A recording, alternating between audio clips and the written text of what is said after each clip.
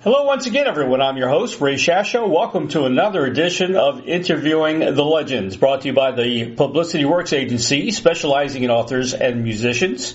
Remember, we shine only when we make you shine. Call us today at 941-567-6193 or on the web at www.publicityworksagency.com.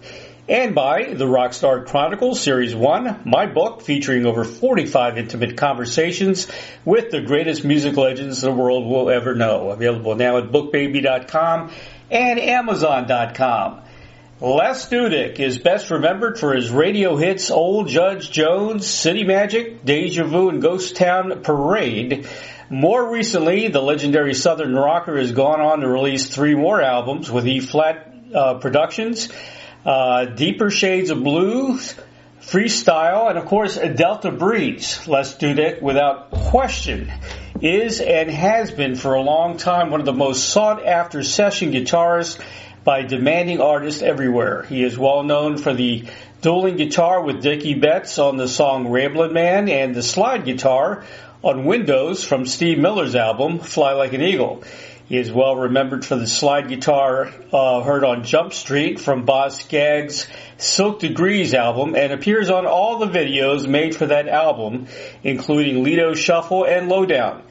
Les Dudek is a real American treasure that is recognized and admired by his peers as a genuine talent, a masterful musician, and revered as a guitar legend to audiophiles and guitar aficionados. Please welcome legendary guitarist, singer, and songwriter Les Dudek to Interviewing the Legends. Hello, Les. Hello, Ray. How you doing, man? You're in Florida, aren't you? I'm down here in the swamp, brother. You're in the swamp, yep. Well, I'm in Florida, too, you know. Okay, well, it's kind of hot and rainy right now, ain't it? It is, but I'm glad I'm here. Yeah, well, you know, I was just thinking the other day, I think I've been to every state in the Union, so out of all of them, I just have a really good love for Florida. I grew up down here, so I'm happy to be here. I'm in Bradenton, Bradenton, Sarasota area. And that's a nice area. I like it over there. My first radio job was actually in Sebring, in the middle of an orange grove. I lived in a trailer. That was the only thing I could get at the time. So, yeah, I'm very familiar with Florida, and I went to school in Fort Lauderdale. Okay, so there you go. Been all over the state. Yeah, I mean, well, I'm right in the center. I'm in Polk County, so I'm in Sheriff Grady Judd's country. Yeah, he's a good sheriff. He's a really good sheriff. We love him here. Yeah. Well, let's do some housekeeping. I got a message for you. It says, tell the Dudek I said hello and sushi soon. Michael Franklin. Oh, Michael Franklin. Okay, yeah. I guess he just put out an album with Robbie Steinhardt, I think it was. Yeah. The fiddle player that played with Kansas, and I actually toured with our band Dudek, Finnegan, and Krieger in '78 with those guys, and I did a little slide work on that record, that new one. I guess Robbie's passed away here not too long ago, so they just released that album. But yeah, it's a pretty interesting album. Yeah, it's a good album. It really is a good album. Also, you just recently did a cut with Billy Stokes on Muscle and Blood. And right, a couple of them, actually. I did two tracks with Billy. Okay, I know you did Fort Stockton Boogie. What was the other one? Oh, God, you're going to text my brain now. I can't remember. I don't have it in front of me right now, but yeah, I did 2 tracks. Right. Yeah, Billy's a good guy. Yeah, I got to know Billy. Had him on the show, and I had Starachi on the show as well, and also Pat Travers. So almost everybody from that album has been on the show now, which is pretty cool. Yeah. Well, that's of course I've known Pat for a lot of years, and Rick Derringer. You know, we're all kind of live in the same area down here in Florida. That's right. And have you been to Dickey's house? He's in Sarasota. Yeah, he's in Osprey. Yeah, I went down there about 20 years ago after the Allman Brothers actually released him for the last time. So yeah, we played a little golf together. The Allman Brothers had quite a history here in Florida too. You know, not a lot of people don't know that. Yeah, I think probably one of their main history growing up. I mean, I remember seeing the brothers, you know, when Dwayne was still here, and of course, you know, back in the day, growing up, you know, when we were playing all the teen centers and all the bars around Florida back in the 60s and early 70s, and, you know, I used to run into Dwayne, you know, a lot in Daytona, you know, like, right. Or he would be, I would hear about him jamming with Abe and the House Rockers at the pier in Daytona, you know, stuff like that.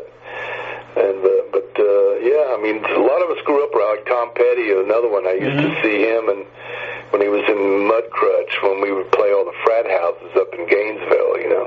Oh, wow. Very cool. So, yeah, that's, you know, just a lot of Florida history as far as, you know, players. In fact, I went to the grand opening for Planet Hollywood. I think it was like the mid-'90s, you know, and I was standing at the bar there at the Planet Hollywood, and an old friend of mine from L.A., Stephen Stills, was there, you know, and we were talking, and he finally just looked at me and says, well, you know, Les, you know, I lived in Florida here. And I said, really? I said, where'd you live? He says, well, have you ever heard of a place called Polk County? Yep. And I said, you got to be kidding me, man. I didn't know you lived in Polk County. It turns out Stephen lived in Lakeland, and he lived over near Plant City, you know, like back in the day, you know, so... You know, and then, you know, an old dear friend of mine that's moved back here from Missouri is Jim Stafford. Oh, Jim Stafford's living here now? Yeah, Jim bought a house over near Lake Wales, so I run into Jim a lot. And of course, he's one of my favorites from the old days. You know, I used to see him and guys like Graham Parsons at the Carlton Music Center in Winter Haven. You know, back in the day, that was kind of a meeting place where everybody would go check out the latest and greatest guitars. You know, so yeah, I love Jim Stafford. I think, and we ended up helping them resurrect the old dairy down that Graham Parsons had. They were going to tear it down. They didn't realize what they had, and a guy named Bob Keeling wrote a book about Graham, and he had a picture of it, of the dairy down, and it was slated to be demolished, and they went, oh my God, we can't tear that down, you know. Exactly. So we started doing some concerts to raise some money over there so they could renovate it, and it's really a nice little listening room. In fact, I'm going to be playing there on June the 25th. It's like a great place to do acoustic stuff. Right. You know? And John McEwen was just there, actually, from Nitty Gritty Dirt Band. So there's been some good players come through there to give it a name, to kind of lift it up, you know. I just had John McEwen on the show not long ago. Yeah. John's great, man. He's great. Yeah, he played at McCurdy's, a comedy theater. They're doing a thing once a month where they bring in music. Nice. And so he was playing over there. He's a good guy. He's a lot of fun. I actually love playing those little listening rooms. I just go in there acoustically with my bass player, Dan Walters, that I use on bass, and he's a great keyboard player, so I'll have him accompany me, you know, and I just play acoustic stuff, you know. You know, another guy from Florida, I was friends with Joe Lala. Did you know Joe? Yes, I did know Joe. Joe actually played on one of my tunes on my Freestyle album. Back when we were living in L.A., I had him come in for a session to blow. But, I first knew Joe from Blues Image. Yep. Yeah, way back when. Yeah, him and Mike Piccaro. You know, I know Mike, too. He's a great guy. Yeah, Joe is a really good guy, man. I miss him. Yeah, I miss him a lot, man. It was just too bad about Joe because just a great cat. Great band, actually. Blues Image, I love that band. Yeah, and he's played with so many other bands. You know, he's done a lot of session work and stuff. Yeah, with Stephen Stills, Manassas. That's right. Yeah, that was a good band, Manassas, you know. It's a shame it didn't last that long. That was a great band. Yeah. And another guy, Henry Paul, the Outlaws. You know, he's Outlaws are another Florida band, too. Yeah, I know Henry. I know Henry. He's, he called me, wanted to know if I wanted to play with the Outlaws at one point, but, you know, I couldn't do it at the time. I turned him on to Chris Anderson, you know, like I told him about Chris. Chris is a great guitar player. I don't know if he's still playing with him or not, but, the Outlaws, I actually sat in with him a couple times. I don't know, Les. Everybody wants you, man. Didn't Journey ask you to play with them at one time? I was actually one of the founding members of Journey for about 2 hours. If you can believe that. Yeah, I was living in San Francisco at the time, and of course I've been playing with Boz Scaggs and Steve Miller Band, and I was kind of shopping for a deal and this and that, and I get this call from a guy named Herbie Herbert, who was, Journey's manager, and he says, Les, he goes, I'm putting together a band, and I want to get the two guitar heroes from the Bay Area to play in the same band together. And he says, and you're one of them. I said, thanks, Herbie. Who's the other guy? And he says, well, it's this guy named Neil Sean, and of course I knew Neil from Santana, and I said, that might be interesting. So I had a scheduled meeting I was supposed to go to in that part of town where the rehearsal hall was, from one of the guys from Columbia Records, and I didn't really know what that was about. So I went to the rehearsal, and we were in there. It was myself, Neil Sean, Ross Valerie, Ainsley Dunbar, and Greg Raleigh from Santana. Yep. And that was Journey. We didn't have Steve Perry. Right. He came later, but we were in there just jamming it out, man, for about 2 hours, just doing a bunch of fusion stuff and having fun. And then I looked at my watch and I said, guys, I got to go across the street for a minute. I'll be right back. And so I took a break and walked across the street to find out what they wanted. And it turns out it was the president and the vice president of Columbia Records. They offered me a solo deal on the spot. Oh, wow. So I went, well, that just changed things. Yeah, it did, huh?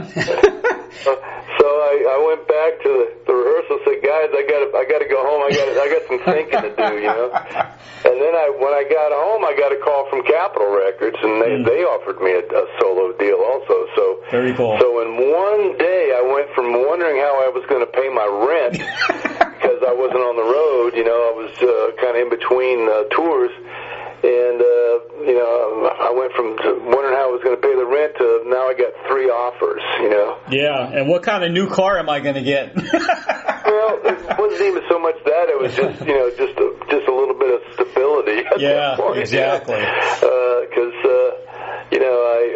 what I did was I ended up renting a house out in Novato, which is, about 30 miles north of the Golden Gate, and I put a band together and did it that way, kind of like the way, we used to do it in Macon, Georgia, where you just get a big house and bring the band in and just kind of hack through the stuff and get good, A lot of people don't remember. Journey actually started out kind of like a progressive rock band before. Yeah. It was like fusion stuff. It was good stuff, man. We were like blowing kind of like, I don't know, it was like Chick Corea meets Santana or something, It was really, and of course only in that 2 hours that I was with them,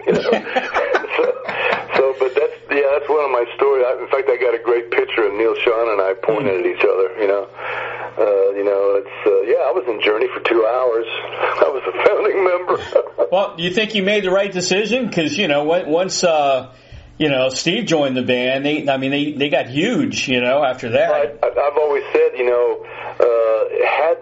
had we had Steve Perry there that day, I would have probably stayed with Journey, because, Perry's voice is just phenomenal, it's like, and there was that lack of any kind of commerciality, and I was, kind of thinking, well, I could be in this kind of a fusion band, or I could, have more control of, the tunes that I want to play. Exactly. Being a solo artist, but like I said, if we had Perry, I would have most likely stayed with Journey because and not only that, but I really like Herbie Herbert, who was their manager, so I had a lot of confidence in him as well, But it just turned into one of those things where I just, Columbia was kind of pressuring me, going, "Hey, come on." Yeah. So I did that.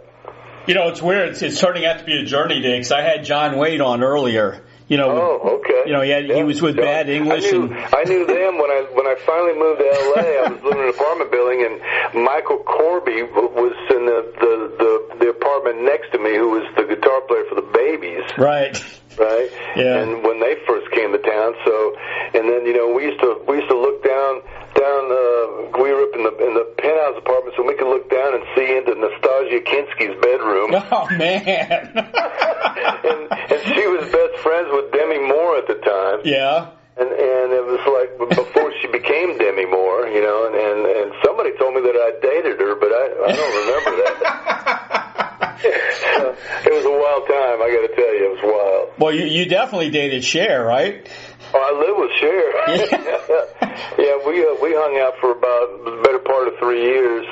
Yeah, you always hear Gene Simmons and Greg Allman, but you never hear the real story about you and Cher, Yeah, well, we hung out. We did 2 projects together. We did that Black Rose band, which her management was really fighting all along the way. Like they, her according to them, her big meal ticket was when she was playing Caesar's Palace, and with the full production show, and they just didn't see her being as a lead singer of a rock band, which, I wasn't doing anything at the time. And in fact, it really pissed off my record company that I even did that, But I wasn't doing anything, so she asked me to help her do it, and so one thing led to another, and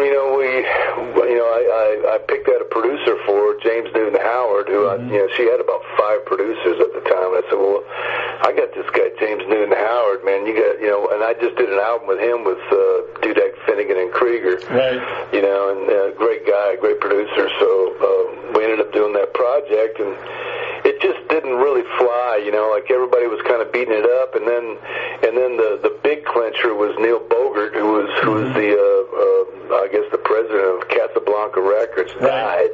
Yeah. And he was really the only guy that was keeping that together, it seems, because of his input and his record label. So when he passed away, it just kind of fluttered out into nothing. Yeah. And then, I was with Cher, and then, she was going, God, now what am I going to do, And I told her, I said, well, you've already had 2 TV shows, you got a lot of experience doing that. You should probably do movies, So we ended up flying to New York and met up with Robert Altman, and who was doing Back to the Five and Dime Jimmy Dean, right, which was a Broadway play, and Altman got her involved with that, and then I think the next thing she did was Silkwood, and then we kind of split, parted waves, and next thing I know, I get a call from her a year or so later, and she says, hey, LD, she always called me LD, she goes, LD, she goes, look, I'm doing this new movie, and we're looking for a guy that's got long hair, plays guitar, and he rides a motorcycle. Do you know anybody like that? I just laughed. That's funny. She says, come on up to the house, I got to tell you about this, So I went up, and she had the script for Mask, and so I read it, I was able to read the script, and she says, I opened the door for you, now you get the part, So I ended up going down and meeting with Peter Bogdanovich, and they cast me as Bone in the movie Mask. And so I think that was kind of like her way of, throwing it back at me, going, hey, man, here's for telling me to go in the movie. Yeah, exactly. Yeah. So we had fun with that. We were on the set, and one day, and she says, you're the only one in this whole movie that I've actually kissed before. And I said, well, okay, here we go. I actually saw Cher at Caesar's Palace in Vegas. She did the show she did. It was all kind of centered with the Eagles, Those Shoes. The song Those Shoes. Yeah, I was there. That was when I was hanging with her. Really? When she had the big shoe on. Yeah, the big shoe. Yeah, exactly. Yeah. Were you there the night that I dressed up like Laverne? I can't even remember. It was Vegas. Who Laverne is, right? The character that she does with the big beehive hairdo and the glasses, yeah, and the leopard skin, yeah. all over. Anyway, there's this one segment where the guitar player Rocket, he'll come out, like on the other side of the stage and start off Johnny Be Good, and she'll be way on the other side, and she comes running across the stage and then slides up to him and grabs him by the leg while he's starting Johnny Be Good. that. Well, it was one of those nights where everybody was just bored to tears, so we decided to dress me up like Laverne, and when Rocket was going to come out and do that, instead of him, they strapped on the guitar on me, and I'm playing, I start Johnny Be Good, and she's sliding across the stage. She didn't know it was going to be Vern, right? Laverne. That's funny. She grabs me by the leg, and the look on her face was priceless. Huh. She was in shock. She was laughing. We had a good time. Wasn't there was a bunch of male impersonators, wasn't there, or something like that in that show as well, or were they just? Yeah, she had a lot of, I think one of them, his name was Kenny Sock. Yeah. He did, you'd swear it was Bette Midler or... Right, I remember all that Barbra Streisand, too. I mean, you would swear to God it was them. And he had another one, I can't remember the name, and he did Diana Ross, who I later actually met Diana Ross, and we went to Aspen one year. And, in fact, when Gene Simmons was dating Diana, we used to double date a couple times with Cher and I and Diana and Gene in New York. But this one time, I remember Cher took all the kids to go skiing, and it was Diana Ross and I were in the kitchen cooking gumbo, So some of the memories I have, thinking back, is like, was I in a kitchen cooking gumbo with Diana Ross? Oh, is that a dream? Some of the things that have happened in my life is just, people just wouldn't believe me if I told them. Well, you got to write a book. Did you write a book yet? No, I haven't written a book. I probably should. Everybody tells me I should. Yeah. But just life and times of a guitar bandito. Yeah, exactly. Just the different people I've worked with, and different road stories and recording stories. It's pretty cool how you guys all, like I talked to Carmine, that piece. Yeah, I know Carmine. And he hung around Telly Savalas and double dated with Telly, and actually, if you really want to know, my second album cover with the champagne, with the girl is putting champagne in my glass. My favorite album. Yeah. That's Telly Savalas' niece. Is that right? And Angela and I used to date before Carmine. And then she ended up marrying him, but and then after I moved out of Cher's house, I needed a place to stay, so I called up Angela and said, "Hey, Angela, what's going on?" She goes, "Well, Carmine was selling his house in Los Feliz, and she said, I'll rent you a room for a few months if you need to, crash and figure it out." And I said, "Yeah, I'd love that." So I ended up renting a room from Carmine. And Carmine had already played on my Ghost Town Parade album, so I already knew Carmine from before. And at one point, I was at the house there, and I remember my drummer was also staying at the house. It was like a 6-bedroom house they were trying to sell, and my drummer was dating Don Johnson's sister, and then Jeff Beck and Rick Derringer also stayed at the house for a few Holy times. crap. So I used to call the house the guitar player's house of ill repute, That's funny. Oh, yeah, just stuff like that, just crazy stuff. Yeah, I interviewed, God bless his soul, Trini Lopez. And I never met Trini. And he dated Joey Heatherton. Wild.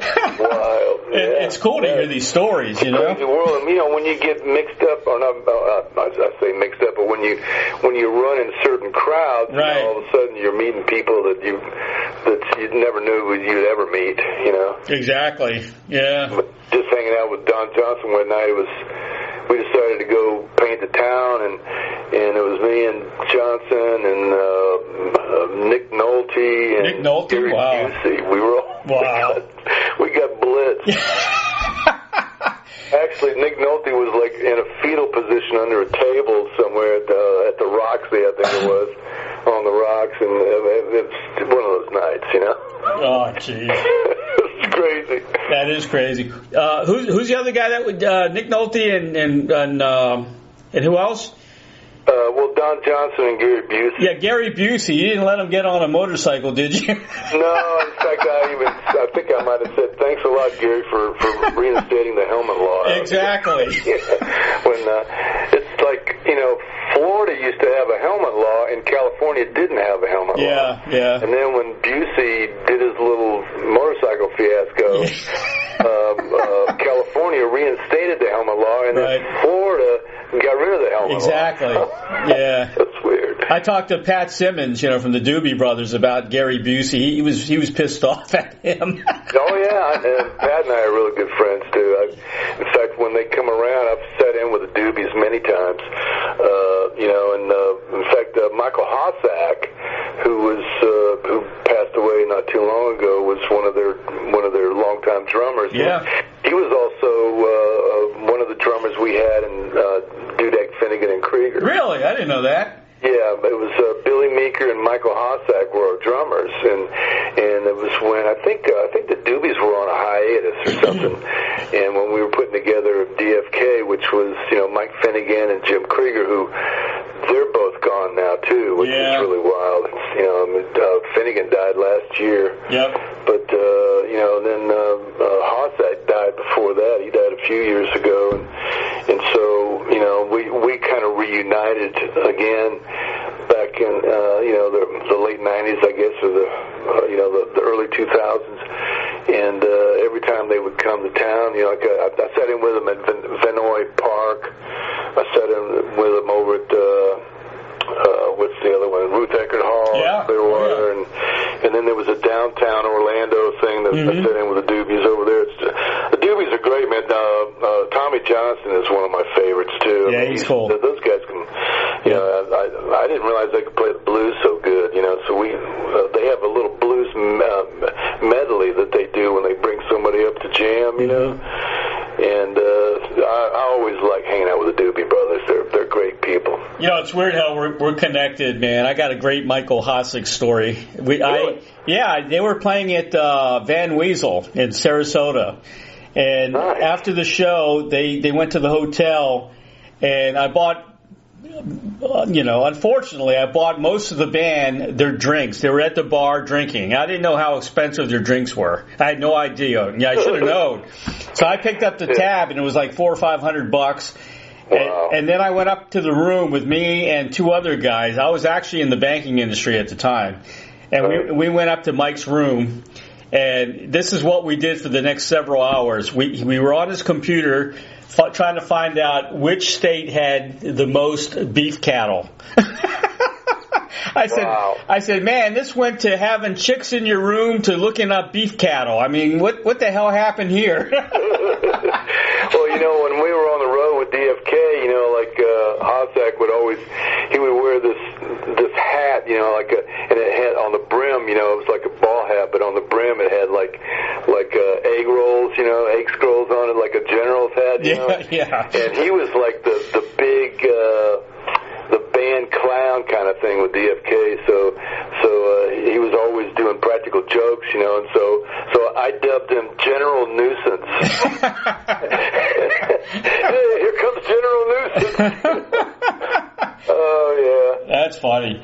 He was such a nice guy. During the Vietnam conflict, he was on an aircraft carrier in the Mediterranean. He said his bunk was underneath the catapult. Wow. Yeah, he told me some Navy stories about it, because my dad was big Navy too, 30 years in the Navy. Yeah, you were born on a Navy base or something, weren't you? I was born at Naval Air Station, Quonset Point, Rhode Island. Oh, very cool. I wanted to join the Navy, you know that? And I got turned down by two Navy SEALs told me not to do it. I was going to go on the buddy system with my roommate, Right. And they told me not to do it. I don't know why. I mean, Nixon kept me out of the war when he implemented the lottery system. Right. When I was in high school, all I had to look forward to was Vietnam. So that's right. So I quit school in the 10th grade, and I figured I'm just going to, raise hell for 2 years and have fun because I'm going to be going to Vietnam anyway. So, exactly.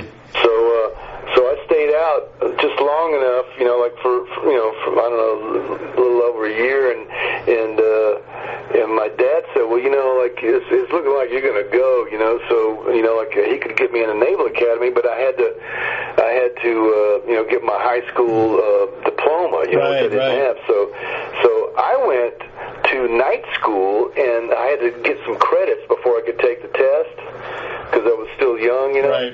And so I got that, and lo and behold, I got a 2SH high school deferment. Huh. Nobody knew about those. It's like they were doing college deferments, or they were, like shooting themselves in the foot, like Big Allman did. Yeah. All kinds of stuff, and I just, the high school deferment kept me out just long enough to where then Nixon implemented the lottery draft. Yeah. And I was the first year of the lottery draft. Yeah. And I think they took it up to 190, which is, they take for every day of the year they pull out pull out a ball, and it's like say if it's like January 25th or something,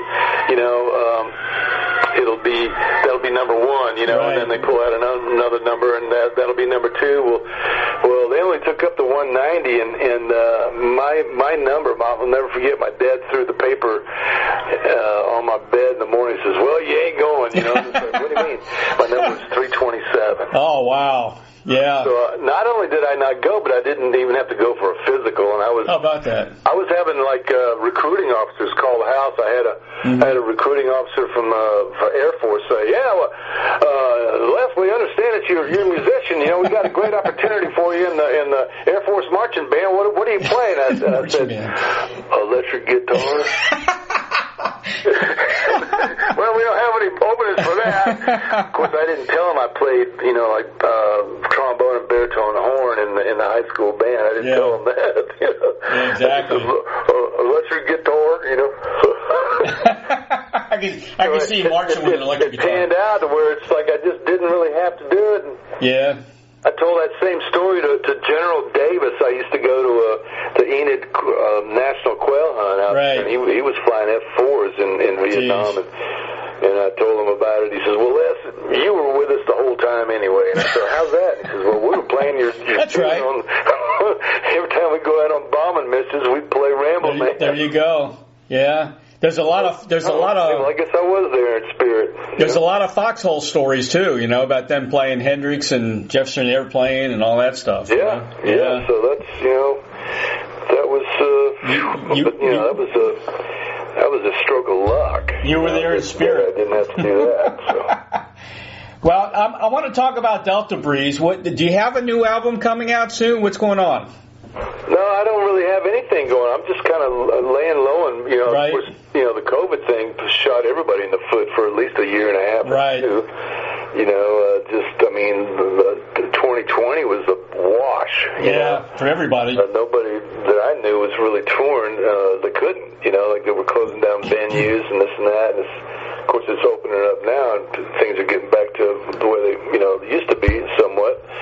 But no, I put out Delta Breeze, and I went to Japan in 13, and I had a bunch of songs, and so I cut that and put that out, and I didn't really put it out with a lot of fanfare or anything. I just kind of released it. It's a good album, though. It's a really good album.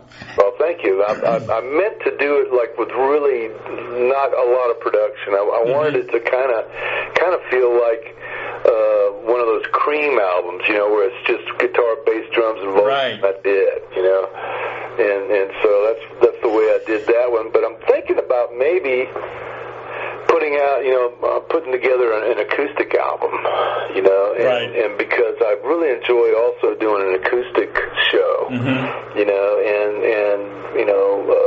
it's just a whole different side of me, The mistake a lot of people do, they label certain artists as Southern rock, like it's like the Allman Brothers, which is totally wrong, man.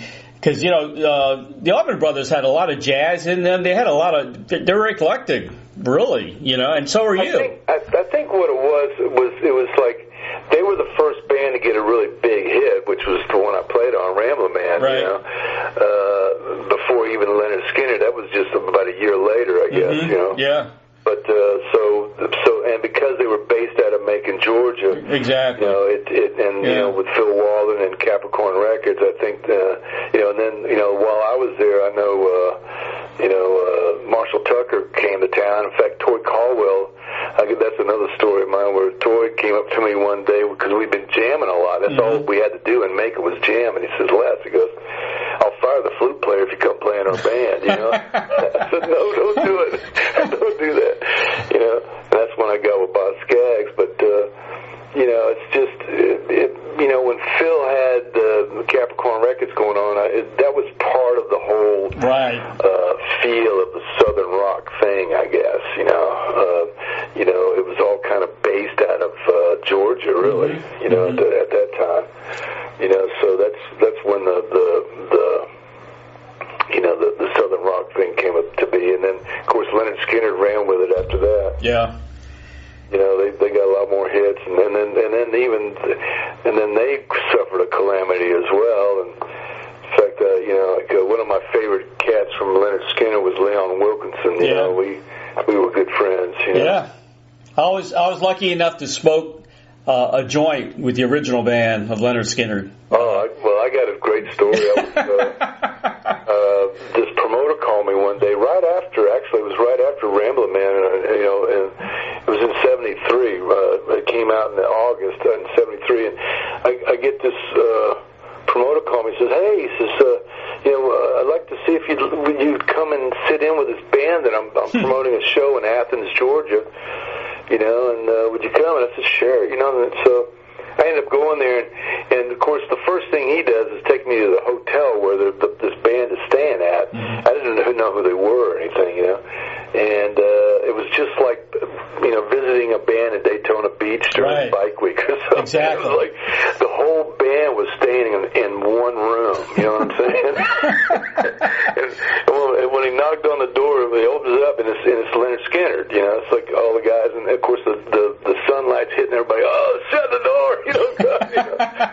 And the mattresses are all off onto the floor and everything, and everybody's just sleeping in the same room because that's the way it was in those days. Wow.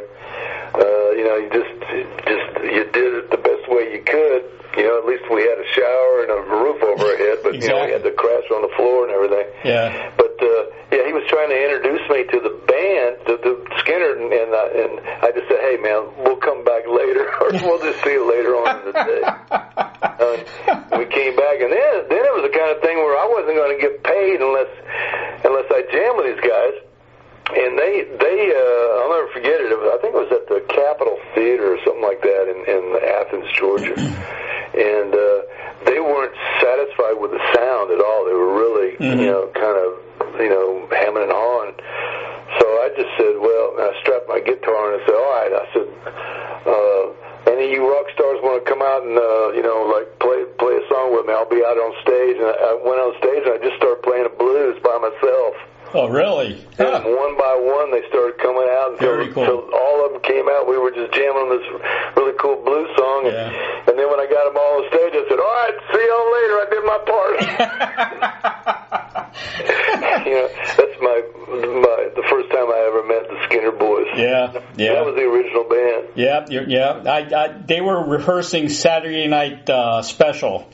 And I actually worked at the venue at the Capitol Center. So they were warming up, and I just hung out with them, and we smoked the joint, and they were, I was watching a private show. There was a really cool rock club in Atlanta called Richards back in the day. Right. In fact, Dickey Betts and I used to go up and jam up there, and one night I was playing there with Boz Scaggs. I was on the road with Boz, and Leonard Skinner had opened up for us, for Boz. And like I said, this was probably just right before they started really taking off. And David Allan Coe was there, and Mylon Lefevre, and we ended up, me and Boz and Mylon Lefevre and David Allan Coe, we went over to Mylon's house and was, passing the whiskey and passing the acoustic guitar, kind of thing. But that was a really cool club, Richards. I don't know if you ever knew about that one. I don't think I could drink with Skinner, man. Or David Allan Coe. I mean, God. Yeah, those guys could pound it, but those were the young days too. Yeah, those true. were back That's true. Some of my favorite tracks on your album. I love it when you do instrumental stuff. You know? Yeah, me too. I like it because it gives my voice a break. Yeah, but you're so good at it. You know, it reminds me. There's a lot of like Buckethead and Bonamassa, and there's a lot of that going on right now, and it's really cool. I love it, and you do a great job doing it too, man. I got a trivia question that I put out to people sometimes. What's the one song that Jeff Piccaro and Tony Williams played on? Ooh, I just saw that too recently. People go, well, that's not possible. Yeah, no, I saw that. I saw Piccaro playing on one of your tracks. Was it? Piccaro played on 5 of my albums. Okay. Yeah. In fact, my first solo album, right. It was basically the nucleus of Toto. It was David Page, Jeff Piccaro, and David Hungate were the 3 guys from Toto that were that played on my first album that Boz produced. But the track I was talking about was, in fact, what happened was Bruce Bodnick, who did most of the Doors stuff. Right.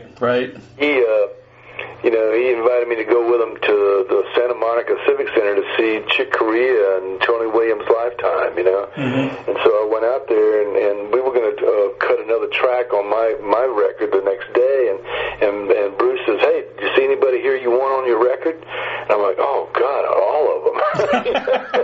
Because they're all great players. And so I said, "Well, yeah, but take me home because I got to write another song. I got to write a song for these cats, So I ended up getting David Sanchez from Tony Williams, I think, and then Tony Williams himself. And I wrote a song that night, and about 7 in the morning, I call up Jeff Piccaro and I say, "Jeff," I said, "listen, I'm going to do a song today, and I wanted to know if you'd come and play. I want to do a dual drummer thing."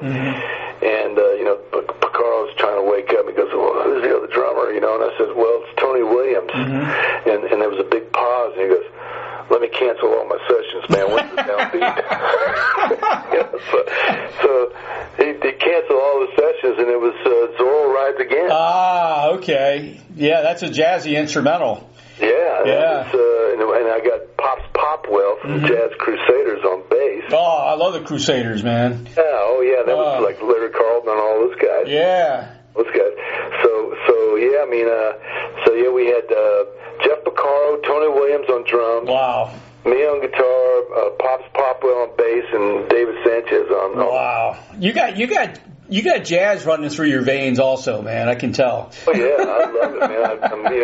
Larry Carlton and I are great friends, and people say, "Well, who's your favorite guitar player?" And I say, "Larry Carlton, man. Who else?" Larry is he's I call him a guitar guru. Yeah. Because Larry can sit there and blow a solo for you that'll blow your mind, and then write it down on a piece of paper and hand it to you. That's Larry. Wow.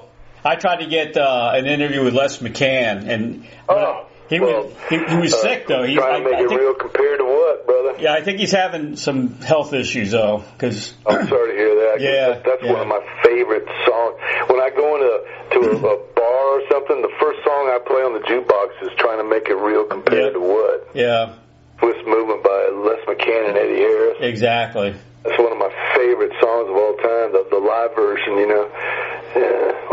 those cats are, I'm a jazz hound, man. I like good jazz.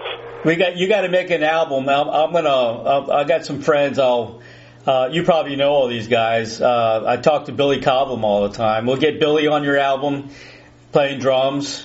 I don't know Billy. I've never had a chance to meet Billy. Oh yeah, I've had him on many times. I love Billy. Well, tell him I said hi next time you talk to him. I will. Yeah, that'd be a nice collaboration. Actually, I'm waiting for somebody to call me up and get me out of the house.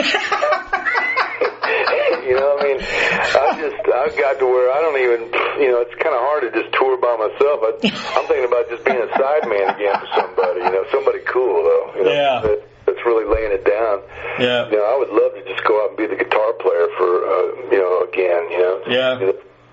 Well, I do like Delta Breeze a lot. You know, it's a nice eclectic mix. You know, Chaos was one of my favorite songs because of the instrumental. You know, did you catch the Morse code on the beginning of that? Yeah, I did like that. That was cool. That was a tribute to my dad because my dad was a Morse code guy in the Navy. Really? Huh. Communications tech. So basically, I'm tapping out CQ, SOS. You know, da da da da da da da da da da da. Yeah. That was a tribute to my dad on that when I'm at the beginning of that. Very cool. You know, I went to school for that in broadcasting. I had my first, second, and third class FCC license that I had to get. So you know what CQ means then? Yeah. I had to learn all that a long time ago. I went to school in Lauderdale. That was the broadcasting school I went to. Cool. Yeah. My dad was stationed down in Guantanamo Bay. Oh, really? So he knew the whole layout. Cool. He used to fly in PBYs. Nice. You know, he was all over. He was in Iceland. He was in the North African invasion. Wow. He was in French Morocco. Nice. Near Casablanca over there during, you know, Himmler's time over. Yeah. No, what's his name? The Desert Fox. What was it? Gosh, what is wrong with it? Yeah, it's on the tip of my tongue, but you know what I'm talking about. Yeah, Rommel. You know, he was over there doing German sub sweeps, man. He would go out and bomb German subs, and you know, it was like a 5 or 6 man crew on those PBYs, and he was the radio man. And he was tapping out Morse code. He was a swivel keyer, you know, he would swivel key. Wow. He was, that was his thing, and 30 years of it, you know, and so he was all 30 years. Coco Solo and the Panama Canal, and all. In fact, the first tour duty that he did was on the USS Utah, and when they hit Pearl Harbor, he was already in a squadron of PBYs over in Iceland, and one of the first boats that they hit was the USS Utah, which was the boat he was on for 3 years. Wow. I wonder if he Long Beach, California, until he, you know, went down to Coco Solo. Yeah. I wonder if he ran into MacArthur or Kennedy, maybe John F. Kennedy when he was in the Navy. I don't know. Yeah. I don't know. You know, I know that Nixon, God bless him. I mean, he was stationed where I was born for 10 years before I was there. Before I was born, he was stationed in Quonset Point, Rhode Island. Right. And that's where they came up with the Quonset huts, and that was the original headquarters for the Navy Seabees. Huh. Yeah, so that's where I was born, at Naval Air Station, Quonset Point, right there in the hospital. Right now, I think it's a private airport, but it's right off in Narragansett Bay in Rhode Island, right there. Have you been to Pensacola, to that base there? I was there with my dad when he was retiring from the Navy. That's a cool base. 62. Yeah, I love that place. Yeah, well, it was like a ghost base then. Huh. And my dad I felt sorry for my old man because it was like they were putting him out to pasture, you know, because he'd spent a lot of time, 30 years in the Navy, and then he was retiring there. He moved us down to Florida from Rhode Island, so I went up and hung out with him as a kid on that Pensacola base for about 2 weeks. Right. Yeah, so I know they had those training those prop planes. I can't remember the names of, but they would train pilots there. Yeah, that place is cool, man. They got a great museum. You know. Yeah, now it does. In fact, even Quonset Point has a museum. Yeah, I visited there a couple of years ago. Yeah, and went back to the base, and they have a museum there. But I know they've done a lot of things to Pensacola. In fact, that's the home of the Blue Angels. That's right. So, and when I was just 5 years old, my dad took me to a Navy jamboree, and he'd sit me up into the cockpit of the lead jet of the Blue Angels. Man, I said, wow. And I got to shoot a 50 caliber machine gun. Oh, man. Day too. I mean, I was in awe. You know, it's like from I got a die-cast model over my desk of the number 5 jet, the F-18 of the Blue Angels. Really? Because it's just my history. You know? Very cool. Yeah, I just lost my dad recently. He was a Marine. Oh man! No, he wasn't. He wasn't just. It wasn't that he was a Marine. Always a Marine. Always a Marine. Yeah. Yeah, he had... That's their slogan. Once you're a Marine, you're always a Marine. Yeah, he had military honors. The Marines came out and did the funeral for him. And, that's good, man. Yeah, Same with my dad, too. Yeah. We had the honors and everything, but that's really hard losing a parent. It is, isn't it? I'm an orphan. I mean, my mom was the last to go, and that was 22 years ago. And right.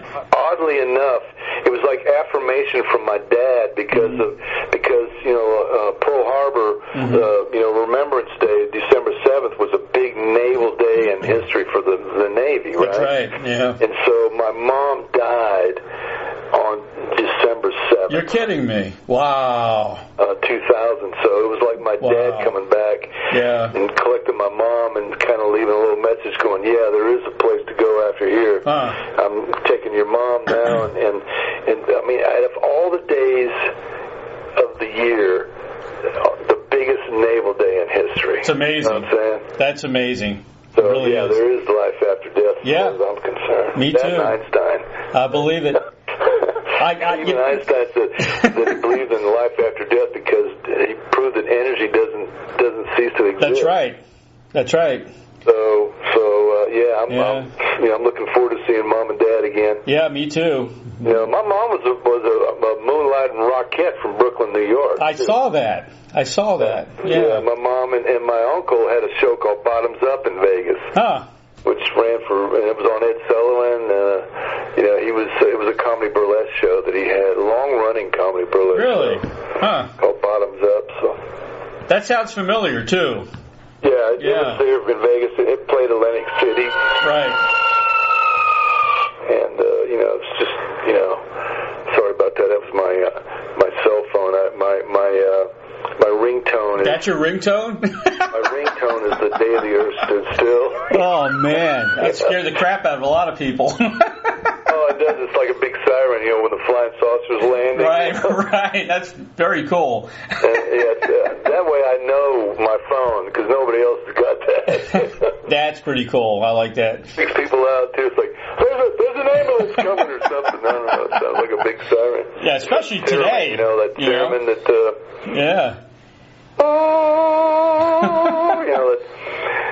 what was his name?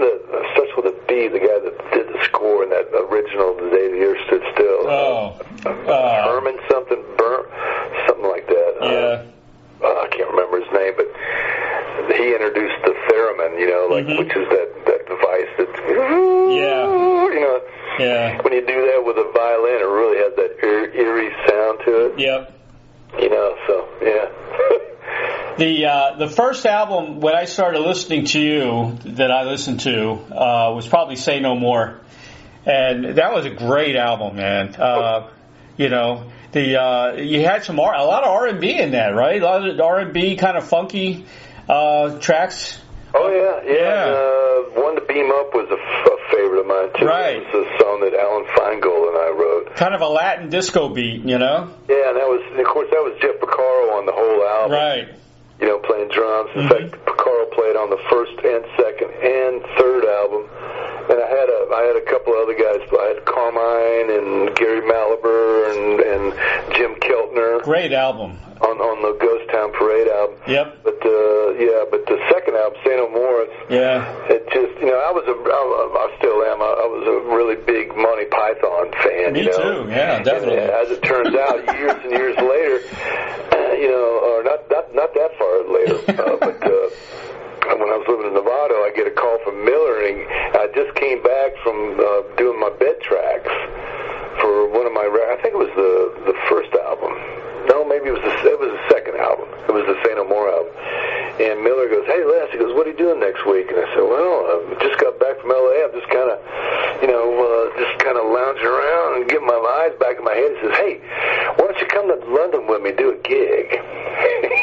So, London? He said, "Oh, yeah, come on, man, you got to go." I said, "All right." And so he said, "Well, come on up to the house." So, we used to have barbecues all the time when Miller lived up the hill from me. Right.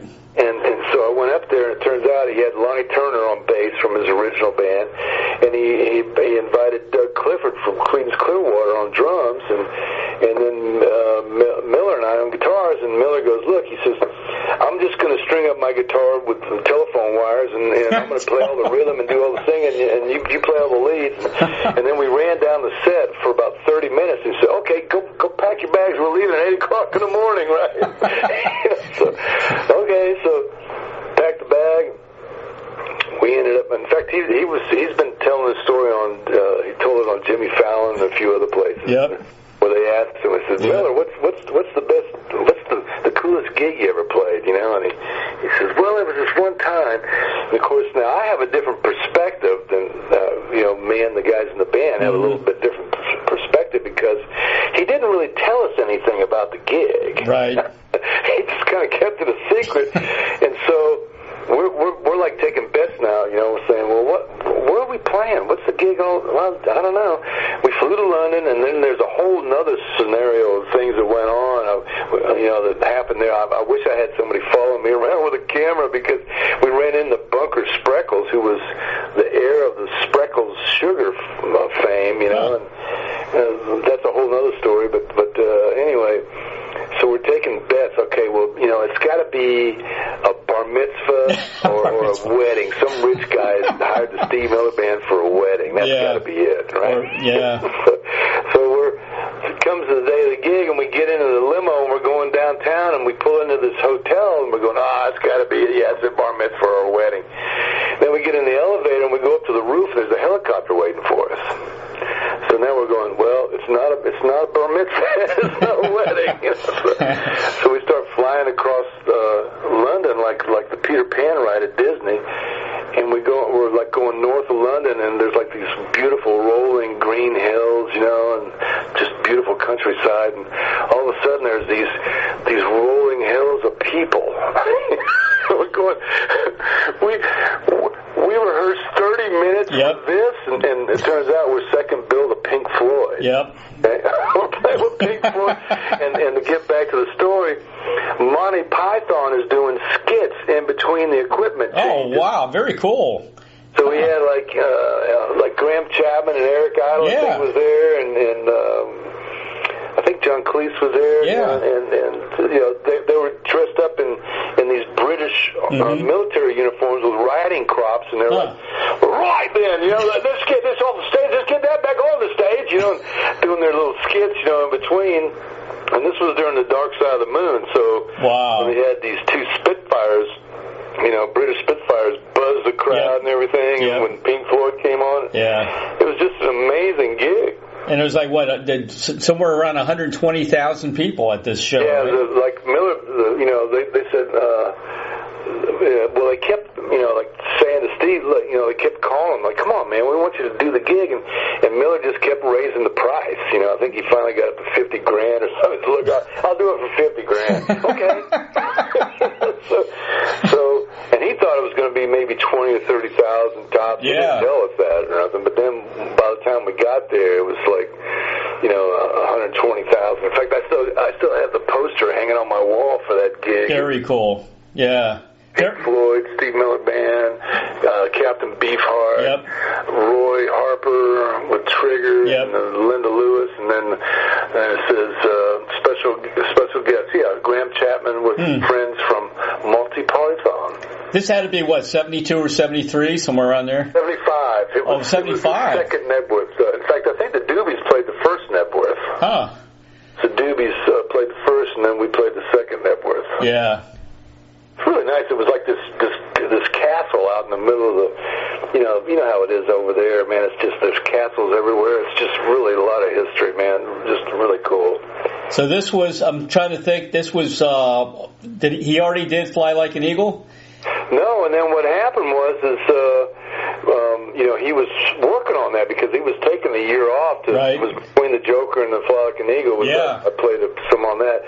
And in fact, I played a long slide solo on the windows that he had to cut out. Yep. You know, and I said, Steve, why'd you cut the solo? He says, Les, I could never reproduce that. So I still have a copy of it somewhere where he had me blow a slide solo on there, and it kind of sounded like Layla kind of a thing, you know, when we did it. But it was the same kind of chord structure kind of thing. But no, it was so Miller. What he did was he wrote this song called "Rockin' Me, Baby." party. Yeah. Oh yeah. You know, and we rehearsed it. And the first time he ever played that song ever in front of anybody, or you know, it wasn't even on a record yet, was at that gig. Yeah. We played "Rockin' Me, Babe" for 120,000 people for the first time. How long did you guys play? I don't know, about 15 songs worth. Wow, that's a good show. Yeah, about that many. I mean, we did a lot of blues, like Mercury Blues.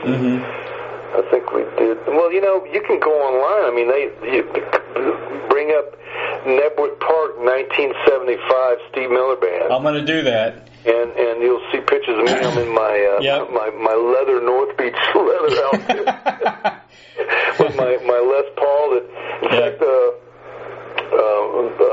this guy Vic, I forget his Lapierre or something like that. What is it?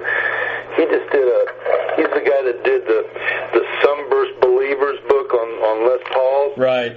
And he just did a 6-page spread on me. His name is Vic Dupre. Okay. And he did another book called Gold Top Believers, and he did a six-page spread on me in that book. It's kind of an expensive book, but it's got, you know, I'm in there with a bunch of good company, like, you know, Eric Clapton's in there, and I think Joe Walsh is in there. It's a bunch of people, but he's got the picture of my Les Paul that my mom and dad gave me, that I now call it Alma, which is my mom's first name, and that's Ramblin Man. So, and that was the guitar that was on my first album cover with the bird on the end of it, and it's been I've made sure that it's been on every single record that I've done. I have it, you know, I use it. In fact, on Delta Breeze, that's the guitar that I'm playing the solo with. Oh, very cool. Delta Breeze, but I did a really nice spread on me in this book. It's called Gold Top Believers by Vic Dupre, D-A-P-R-A, and David Pulse, P-L-U-E-S. I'll look it up. Yeah. Really nice book. I mean, really well made, and I was really honored to be in that book. And he did a really nice job for me in that. So well, I'm going to get you in my next book, the series. I'm doing like 3 or 4 series of the Rockstar Chronicles. Nice. I'll get you in the next series for sure. I'd love it. I'd love to do it for you. Yeah. Absolutely. You know, and I can't remember how many books I'm in now. I'm in that Graham Parsons book. Luke from Steve Lukather put me in his book. Yep. Of course, I'm in a few Allman Brothers books. There's one thing that I'm a little upset about with Butch Trucks in one of the Allman Brothers books. He's quoted in there saying that I got the job with the Allman Brothers after he said that I was going around town saying that I got the job with the Allman Brothers after Dwayne died, which is absolutely false. What happened was my keyboard player at the time in Florida, Peter Schless, knew Dickey Betts, and when Dwayne died, and Peter and I were in a band called Power. Right.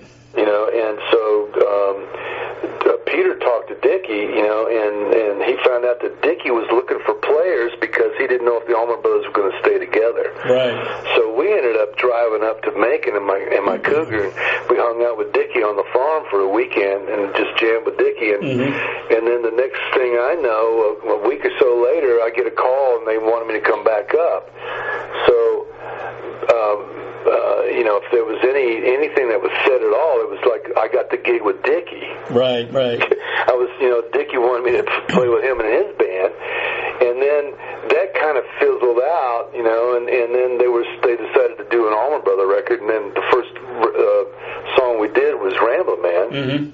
And that was the last song that Barry Oakley played on before he passed away. And then I had Phil Walden doing stuff like when Boz Scaggs came to town looking for me to play in his band. Walden pulled me in the back and said, "Hey man, I'm going to put you in the Allman Brothers band. You know, like I'm going to make you a star, Les." And it's like, I said, "Well, you might want to talk to Dickey and the boys about that first, you know, because you know, I mean, it was Dwayne's band, and it was just way too. I mean, that was their signature thing, having two guitars, you know, like two orchestrated style guitars playing together. That was their signature, you know. But it was way too soon to have another guitar player in that band, and I knew it. And Dickey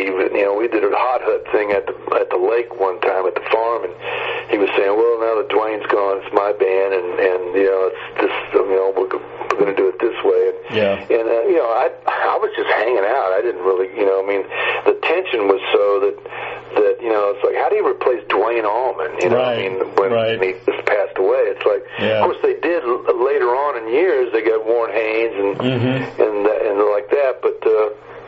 It was at the time. It was like no. I never said I got the gig in the Allman Brothers. Right. Total falsehood. Yeah. And that was just it might have been just misinformation that was given to Butch. And I never got a chance to talk to Butch about that. But it kind of upset me when I read it in the book. It's like no, I would have never said nothing like that. Because just out of respect for Duane and I did play on. I did find myself standing where Duane would have been standing on the biggest song they ever cut. And I was like in awe doing that. It was like very surreal standing where Duane would have been standing cutting Ramblin Man. Yeah. But I never said that I got the gig in the Allman Brothers. No way. I covered, Dickey did a lot of benefits around here, and I covered some of his benefit shows. He had one out in Mayaka, out in the farm out there, and he invited, like, Dan Toller was there and a bunch of other guys, Yeah, Dan. I love Dan, man. I'm sorry to hear him go. Yeah, but they were cool. It was nice of Dickey to just come on out, and it's so cool how he just strolls in by himself with his cowboy hat and boots. Yeah, I mean, when I went and played golf with him, like, he's a member, I guess, down at Gator Creek, which is an exclusive private, and one of his golfing buddies was Paul Azinger, Oh, really? That's right. Yeah. I'll never forget, this was when they kicked him out of the band because he had a little substance problem going on there. Right. And so, he shot a 77 that day. Jeez. And he looked at me and says, now, Les, now, who do you know that's a drug addict that can shoot a 77? And I just looked at him and said, just you, Dick. Just joking, Yeah. But, it's, and of course, there's some other things that happened that I'm not really going to talk about. But yeah, it's just. Yeah, he's getting up there now, huh? He's, I guess he's officially retired. He's getting up there to where I don't, it's just, Duane's doing great, though. His son, man, he's great. That was great. When I saw him last, I'm talking about just before my mom died in 2000. That was the last time I saw Dickey. Really? He's the one that brought up the Jessica issue because, he promised me royalties and credit for co-writing Jessica with him. Yeah, and you played guitar. You played acoustic on that, didn't you? I played acoustic, and I wrote the bridge section. Yeah. Where it goes to G from A. Right. And he was stuck. He only had the one section, and he invited me over for steaks one night, and he told me to bring my acoustic, and we futzed around with it for a little while, and then he said, the hell with it, and he went back in the kitchen, and I came up with the bridge thing. I said, Dickey, try this, and so when we did it, it was like the missing section for us to actually be able to go in and now start cutting it. Now, Chuck Lavelle also, aided in the writing as far as going in and out of the solos and this and that, so in all reality, it should have been Dickey, me, and Chuck Lavelle that wrote the song, but he took the whole credit, and then, and he actually, Dickey marched me into Phil Walden's office and told Phil, Les help me write the song, and give him whatever the right due is. And that didn't happen because when I found out that that Walden wasn't going to do anything with me right away, Steve Miller helped me get out of the deal. That's a kind of a lengthy story, but Miller turned out to be my biggest mentor out of everybody I've really in the business. And Miller gave me his lawyer, gave me his number. He says, cool. Look, man, he says, you need to get out of that deal, and I'll help you get out of it. Yeah. And so I did, but when that happened, I think it left a bad taste in Walden's mouth. And so Dickey told me, he says, well, they told me that, I didn't have to give you anything, And I said, well, Dickey, it was always between you and me. It wasn't between them and us, right. Yeah. That's why you offered to take care of me on it. But they never did. So anyway, when I was down the last time I saw him, he said, well, I feel bad about that Jessica thing, man. But they told me I didn't have to do anything with you. Yeah. And I said, well, Dickey, you don't have to feel bad anymore. He says, well, why not? And I said, well, you can just cut me a check. That's right. He says, well, I don't feel that bad about it. And I said, well, after 40-some odd years, I didn't think you felt bad about it. Exactly. So every time I heard that song, every time I hear that song, it's a love-hate thing I know. for me. It's got to be hard. I had Chuck on the show, Lavelle. He's a nice guy, really good guy. It took us 6 days to cut that song, man. Yeah. I think one night I thought Greg and Dickey were going to kill each other. They've got a real bad argument, and they stormed out of the studio. That was the night that we just left it rolling, and we jammed, me and Lamar and the two drummers and Chuck. But yeah, I mean, I know that Chuck said something to the effect, well, I hear Les says that he co-wrote the song. I never said I wrote the song. I just wrote on the song. I co-wrote on the song. Yeah. And then Chuck said something to the effect, well, I could say I wrote on it too. and he's actually true. It's actually true because he did write on the song when we got in the studio. But I wrote on the song to get the song to the place where we could go in the studio. Right. Because now we had two sections. We had the verse section and the bridge section. And then then going in and out of the solos is what Chuck was good for. So it should have been Betts, Dudek, and Lavelle. You ever get an attorney to straighten it all out, or? No, it's just I hoped over all these years that Dickey would do the righteous thing. Yeah, I don't know. But he just never did, and he just said, well, we're just going to leave that the way it is. Right. It's like, well, but that's not what happened, Dickey, and if you're that righteous, then make it righteous. I hear these stories all the time, man. Mike Love, I talk to him. It's just, I mean, and the thing that hurts the most is it's such a big song. Yeah, it is a big song. And when they actually shot the inside cover for the Brothers and Sisters album, there's two people that aren't on that album in that picture, and one of them is me, and the other one is Dickey's wife, Sandy Blue Sky. It's because we both had the flu that day, and so I didn't go out for it, and I didn't care because I just co-wrote a song on the new Allman Brothers album. Yeah, exactly. So I got my name on it, and I'm going to be collecting some royalties. I had no idea how many royalties I could have. I could have bought a few houses with what he owes me. So. Well, the music's so enjoyable to you guys. Money's not the priority thing. Well, I just turned 21 when that album was released too. Yeah. I was young and dumb, and and Miller was the kind of guy that when I finally moved out to California, I was going to be in Miller's band. After the Joker album, we did a long tour with Boz Scaggs and Steve Miller and James Cotton. And at the end of that tour is when Miller invited me up and some of the guys from Boz's band, some of the guys, and James Cotton and all those guys, up to Seattle to cut some tracks that ended up on the Book of Dreams, Fly Like an Eagle, and Living in the 20th Century. So that's the way he cuts. He cuts a lot of stuff at once. Yeah. So he invited me up for a week to cut tracks, and that's when we talked about my situation with where I was in Georgia and all that. And he says, "Look, man, let me help you get out of that deal." And he laid a big check on me. He says, "Just consider that an advance for that song I'm going to do that you and Curly Cook wrote." That was also on my first album called Sacrifice. He's coming to the hard rock here. Album, so yeah.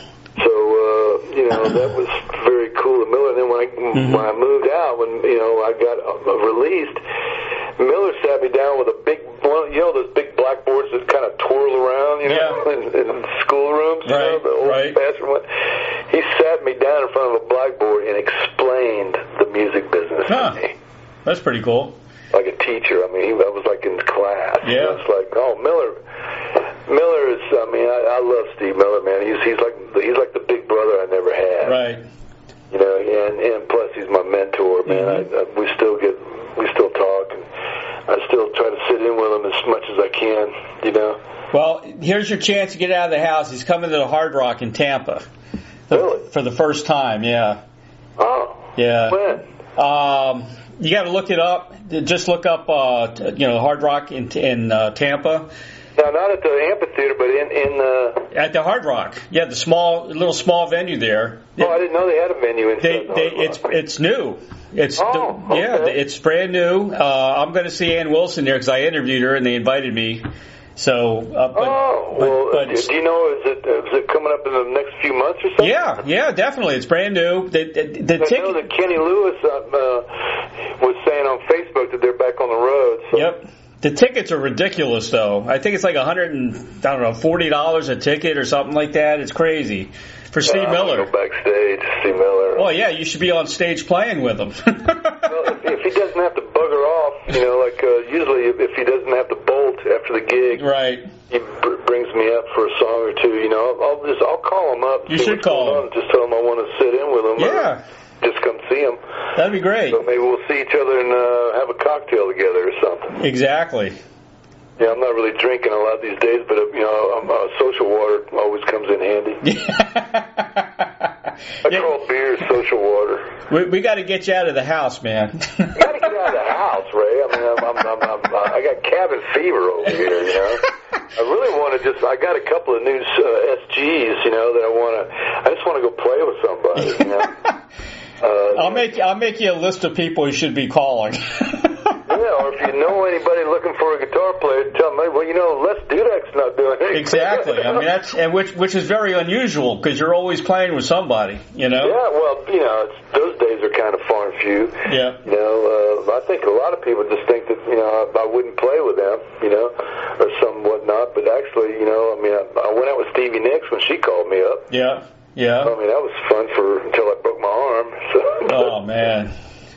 Yeah, you should be out there, man. You got too much talent to be just, playing around the house. Yeah, I'd love to go do something, I mean, actually, it's fun to go play for somebody else because I don't have to think about no biz. I Exactly. just go have fun. Exactly. All I got to do is show up on time and play the parts. Exactly, man.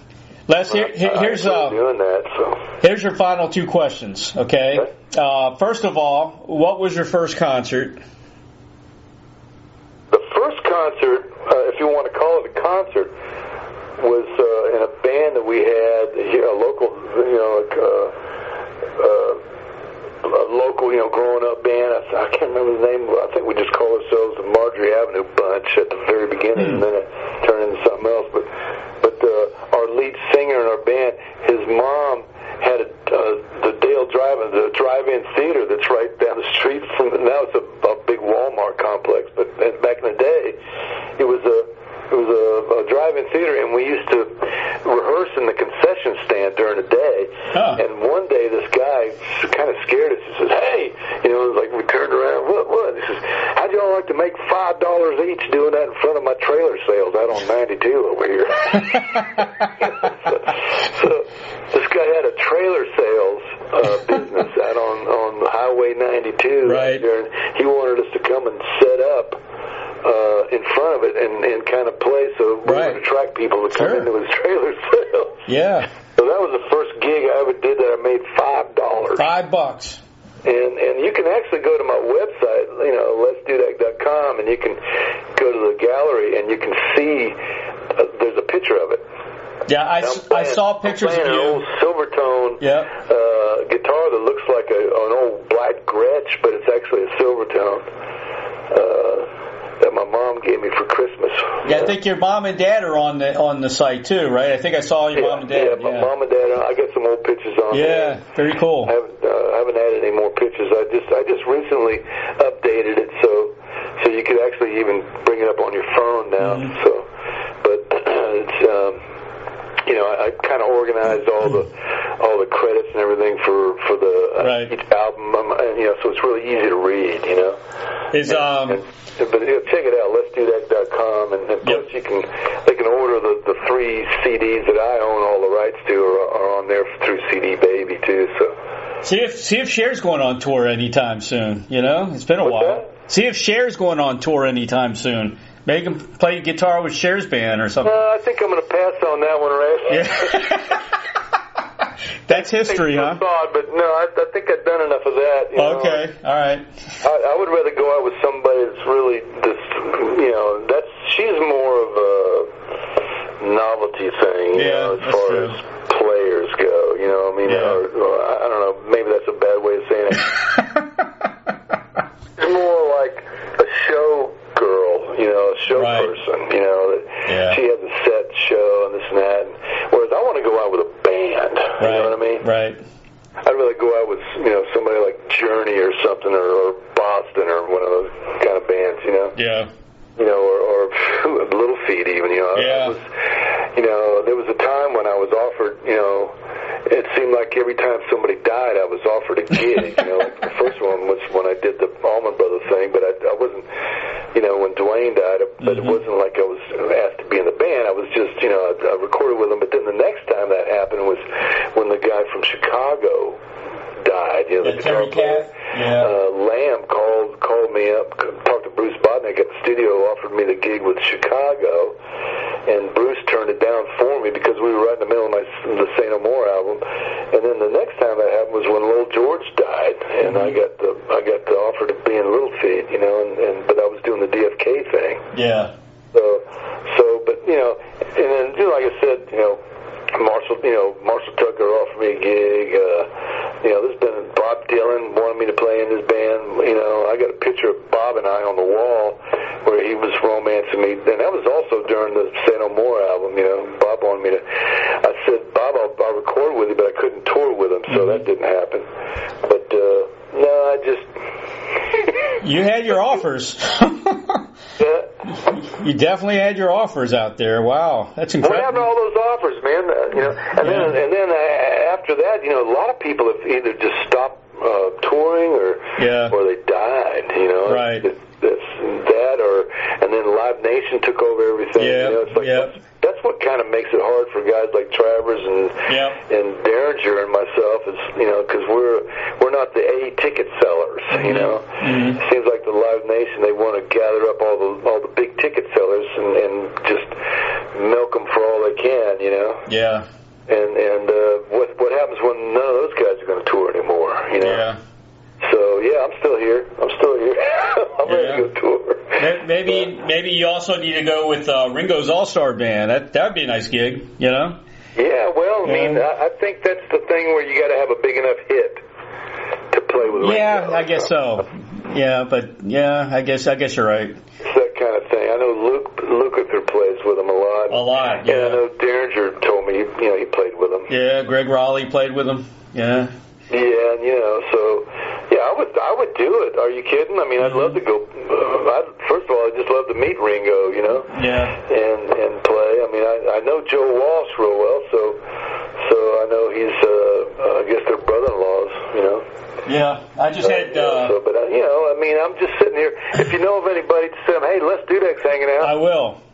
Not only that, but he's on the keto fasting diet. He looks really good, man. He cleans up real good.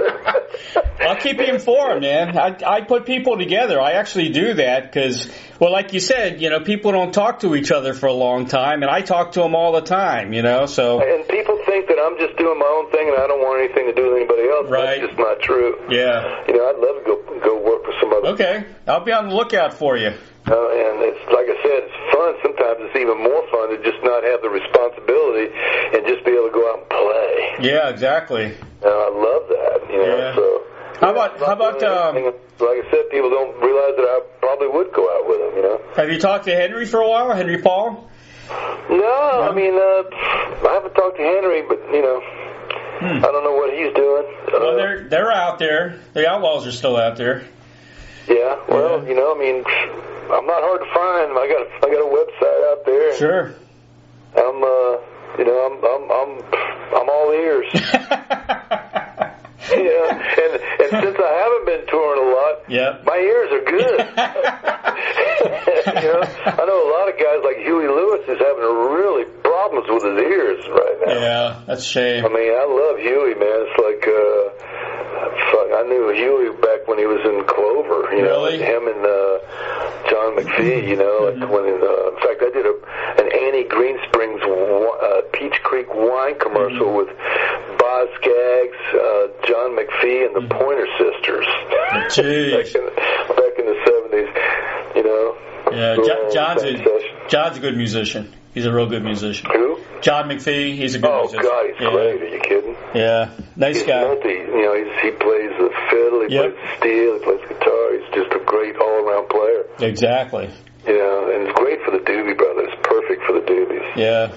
You know. Well, I'll be on the lookout because I hear things. Yeah, let me know. I hear things all the time. I'm just hanging out, man. I'm just doing a little acoustic gigs and just staying healthy and staying away from COVID as much as I can. I wash my hands a lot. About it, Ray, you know? Yeah. Well, here, I'm a motorcycle, you know? Yeah, that's right. That's right. Here's your last question, man. Oh, I got a last one. Okay. All right. I ask everybody this question, and I get some really interesting answers. All right. If you had a Field of Dreams wish, like the movie, to perform with or collaborate with anyone from the past or present, who would that be? Wow. Well, you know, I've been so fortunate to know and have played with so many already. I mean, I sat down and I had a bowl of chili with Phil Everly one night. That's cool. That's very cool. Shear and Phil Everly. I mean, the Everly brothers were one of my all-time favorites. You know, and to be able to sit down and have a bowl of chili with them is pretty large for me. But you know, I mean, for who would I like to do that with? I mean, God, wow. Living or dead? It doesn't matter. Did you play with Dwayne? You know, I never actually played with him. The only time I actually saw him, I mean, in person where we acknowledged each other was at Fort Hetcherly Armory in Tampa. And it was with the Almonds, and Greg was sick that night, for the people that remember that concert. So he didn't show up.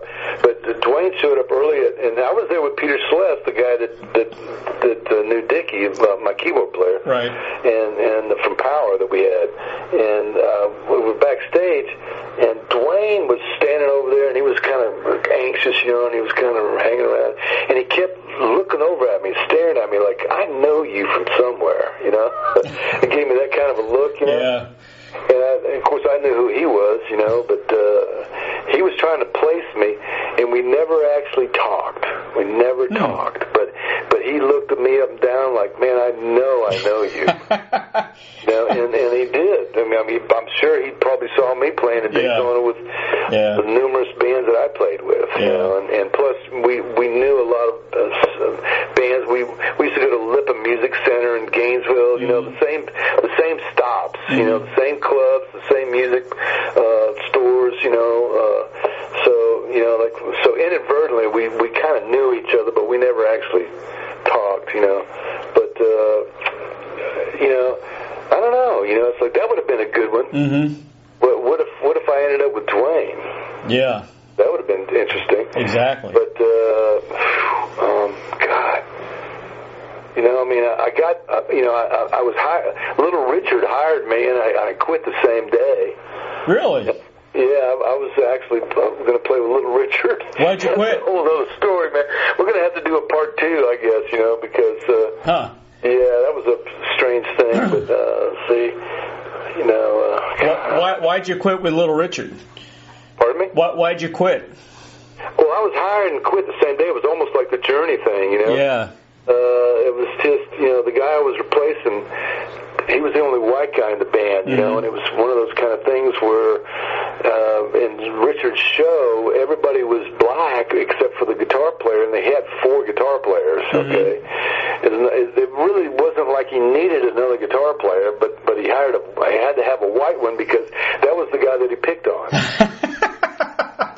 And so I'll never forget, the guy's name was Steve Beckmeyer. He says, Les, you might, you know, if you want this gig, you might want to hang out with me a few days and just check out and see what goes on. And it was the kind of thing where Richard would start the show and then stop the show and say, somebody's out of tune on this stage. And I think it's you, Steve. And he'd always point to the white guy, right? And so, you know, he would stop the show 2 or 3 times, and I was waiting in the wings, you know, on stage, and Steve looked at me and winked his eye, and he turned his volume off on his guitar, and just so I could see it, you know, and then Richard started it up again, and then he stopped. I thought I told guitar, you know. And so it was that kind of thing where it's like, Les, are you sure you want this gig? It's like, so he quit that day, and I was hired that day. And then I thought about it for a little while, and I finally, and I heard a couple other stories that I won't repeat, but I just went, you know, I don't want this gig. I don't want this gig. As much as I love Little Richard, and I really, truly do, I love his music. How can you not love him? But I just didn't want to be employed by him. I didn't want to be the only white guy in the band that got picked on. You know, I took my career a little bit more serious. Sure. But your question again, I mean, God, you know, I mean, that's tough. You know, I don't know. McCartney, Hendrix?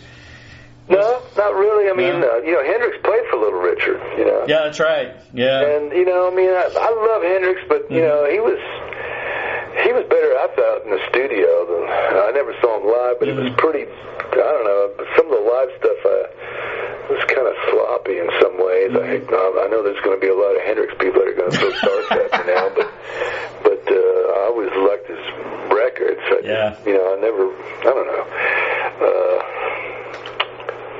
Who would I like to play with? God. Well, you know, Lennon's one of them. I'd love to be able to, you know, I hear that Paul is kind of hard to play with, but Lennon would have been fun. Yeah. You know, God, but you know, it's just so many. There's so many. I mean, guitar player or just the artist? Doesn't matter. Just an artist. It could be a bass player, drummer. You know. Just played with. I mean, I was literally on stage one night with myself, Spencer Davis, Gene Simmons, Albert Collins, and Mitch Mitchell. Where was this at? It was at the Central Viper Room now, or later became the Viper Room, but it's called the Central. Wow. Back in the late 70s, I think it was. Yeah, I looked around, it was like they called me up, and it's like, I mean, I wish somebody would have had a camera for that one. They should have recorded that. Yeah, it was, you know, and so I guess my point is I've actually had an opportunity to jam with a lot of cats, you know. And I remember Bill Graham shaking my hand the last time I saw him, and he looked me in the eye, and it was the kind of thing where, you know, when Bill Graham shakes your hand, you have to look him in the eye and give him a firm handshake. And he made me make him a promise. So what is it? I first met Bill at a picnic in Macon, Georgia, with the brothers, and he says, "You have to promise me that you'll never stop playing your guitar. You have to promise me." And he made me promise him that I would never quit playing my guitar. Right. You know, and then of course he died. You know, so I can't take back that promise. So I mean, I don't know. You know, I mean that's a heavy. For me, it's a heavy one, Ray, only because I got so many favorites. You know. Yeah. I mean, I really do. I mean, who would I really like to be playing with? I don't know, man. I get some weird answers. I got. Really love Jeff. Yeah, well, Jeff Beck. I mean, Jeff is such a stylist, man. I love the way Jeff plays. Yeah. You know, and like I said, I love Larry Carlton. I mean, you know, there's so many others. You know, I mean, I don't know. that's a big one, Ray. Yeah. I don't know. Yeah. I just. I can see you jamming with some famous jazz guy. You know. Oh, you know, like I never had a chance to sit in with Les Paul. I wanted to do that in New York. That would have been, No, I wanted to be able to do that, but I just wasn't able to do that. Right. No, Steve Miller's, he's on the Met now in New York, you know. The museum, the Met. Yeah. Yeah, he's like he's their blues authority. Huh. And, he's got, I just saw where they got Jimmy Page's Les Paul in there that he's displaying, and he displays the guitar that Leslie West gave Miller, the one that's got all the psychedelic painting. Right. You know, I've actually played that guitar before. It's really nice. I'm going to tell Steve, like maybe he might want to put Alma in there, for let him commission it for however long. Like sometimes they'll just take a guitar and display it. Yep.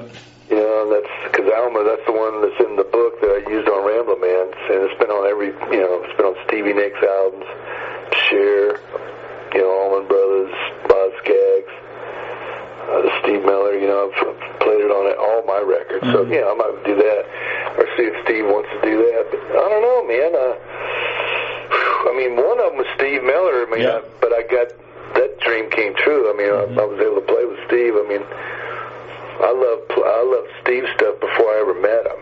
So I was always a Miller fan. Keith Richards. I mean, I sat and jammed with Keith a few times. Did you really? Huh. Oh, yeah. I mean, the first time I met Keith was my manager at the time managed Dave Mason, me and Krieger and Finnegan and Ronnie Wood. Yeah. So the first one I met was Ronnie Wood, and then I went up to Woody's house one night. I was invited up, and when I walked in the front door, there's this guy that's sitting on the floor, and he's right in front of the stereo, and he's playing Shattered on the record player. And every time it goes to the end, as I'm walking in the house, he's pulling it back and putting it at the beginning of the song again. And I couldn't see because his back was towards me. Right. And as I walked in, I said, "Yeah," I said, "Man, that's my favorite song off that new record." And it turns around, it's Keith Richards, and he goes, "Yes, it's mine too." That's funny. He was saying it was his favorite song, and he was kept playing, over Shattered, Shattered. I love that song. I hung out with Keith, and Keith has had a thing about hotels. He likes hanging out in hotels so he can order room service. Right. So he would stay at this place in Westwood out in L.A. And I got invited to come over, and I brought my guitar, and we'd jam some blues. And it was the kind of thing where when we would go to the 5 chord, when we come back into the 1, we'd both hit the same lick, and we'd just start laughing at each other. Oh, you know that lick too, Les? He calls me Les, and I call him Keith. That's funny. That's funny. So and then somebody knocked on the door, and he goes, "Excuse me, Les, I got to go be Keith Richards for a minute." I'd be Keith Richards. And he slumps into his Keith Richards, and he goes and opens the door. And when we were in there jamming, he was just like a little kid in the candy store. "Yeah, let's play that little blues song." So I've had the opportunity, to really play with my favorites already. Sounds like it. Yeah. Kind of hard to pick them out, And, yeah. I mean, I'm sure I'll think of somebody after we hang up, but I've been fortunate that way, Ray. Yep. I'm really fortunate that way that I've been able to really sit down and play with some of the greats. Well, you could have been part of 5 major rock bands, maybe more than that.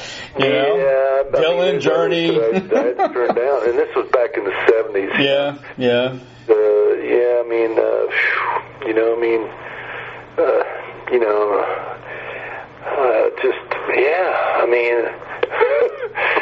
It's when you're hot, you're hot. Just like Preston said. And when you're not, you're not. Do you like? What about doing a thing like the Bonamassa, the Steve Vai? All these guys that do these solo tours. And yeah, I'd love to do something like that. I mean, I love Joe. I mean, Joe plays his ass off. Right. Yeah. In fact, his keyboard player that played with Stevie Ray for a while, what's his name? Weinman, is that his name? The B3 player. Oh, yeah. I can't remember his first name, but anyway, he put out a record not too long ago, and he covered one of my tunes off my first album, and he had Bonamassa and Warren Haynes play guitar on it. Yeah. Wow. On a Les Dudek song called Take the Time. What's his name? Winan? I can't remember his first name right now. I can't remember. He's a keyboard player that's been playing with Bonamassa, and also he played with Stevie Ray Vaughan. And I think he lives over near Sarasota. Huh. And he put out, what's his first name? Is it Reese? Reese Winans? Reese, that's his name. Reese Winans. That's it. Wyman or Ryan? Winans. How do you pronounce his last name? Yeah, Winans. Winan. That's what, because I knew it was not Wyman, is what I used to say, but it's Winan. Winans, yeah. Reese Wyman, great keyboard player, but he put out a solo album. Check it out, and he's got my tune on it. Take the time, and he's got Bonamassa and Warren Haynes playing guitar on it. Yeah, he played with Double Trouble also, and yeah. Oh yeah. I mean, he does a great job, man. Yeah. I'd love to play some gigs with him. Yeah, that'd be cool. And I mean, yeah. We'll get you out there. But it's just hard. A lot of people don't remember who I am. And so for some promoters, for me to go out as Les Dudek, it's well, is he going to sell enough tickets? Blah blah blah. You know how that goes. So that's been one of my plagues. I mean, you either know who I am or you don't. You're such a good player. Once people see you, and they'll, Well, you think so, but it doesn't work that way, Ray. Yeah. You got to sell tickets so they don't want you anymore. That's the way the new world is. Yeah. That's why it's better to just go out with somebody else that's got a name, and then, that's why guys like Warren Haynes can still do it as Warren Haynes, because he teamed up with the Allman Brothers while they were still cooking. Yeah, yeah.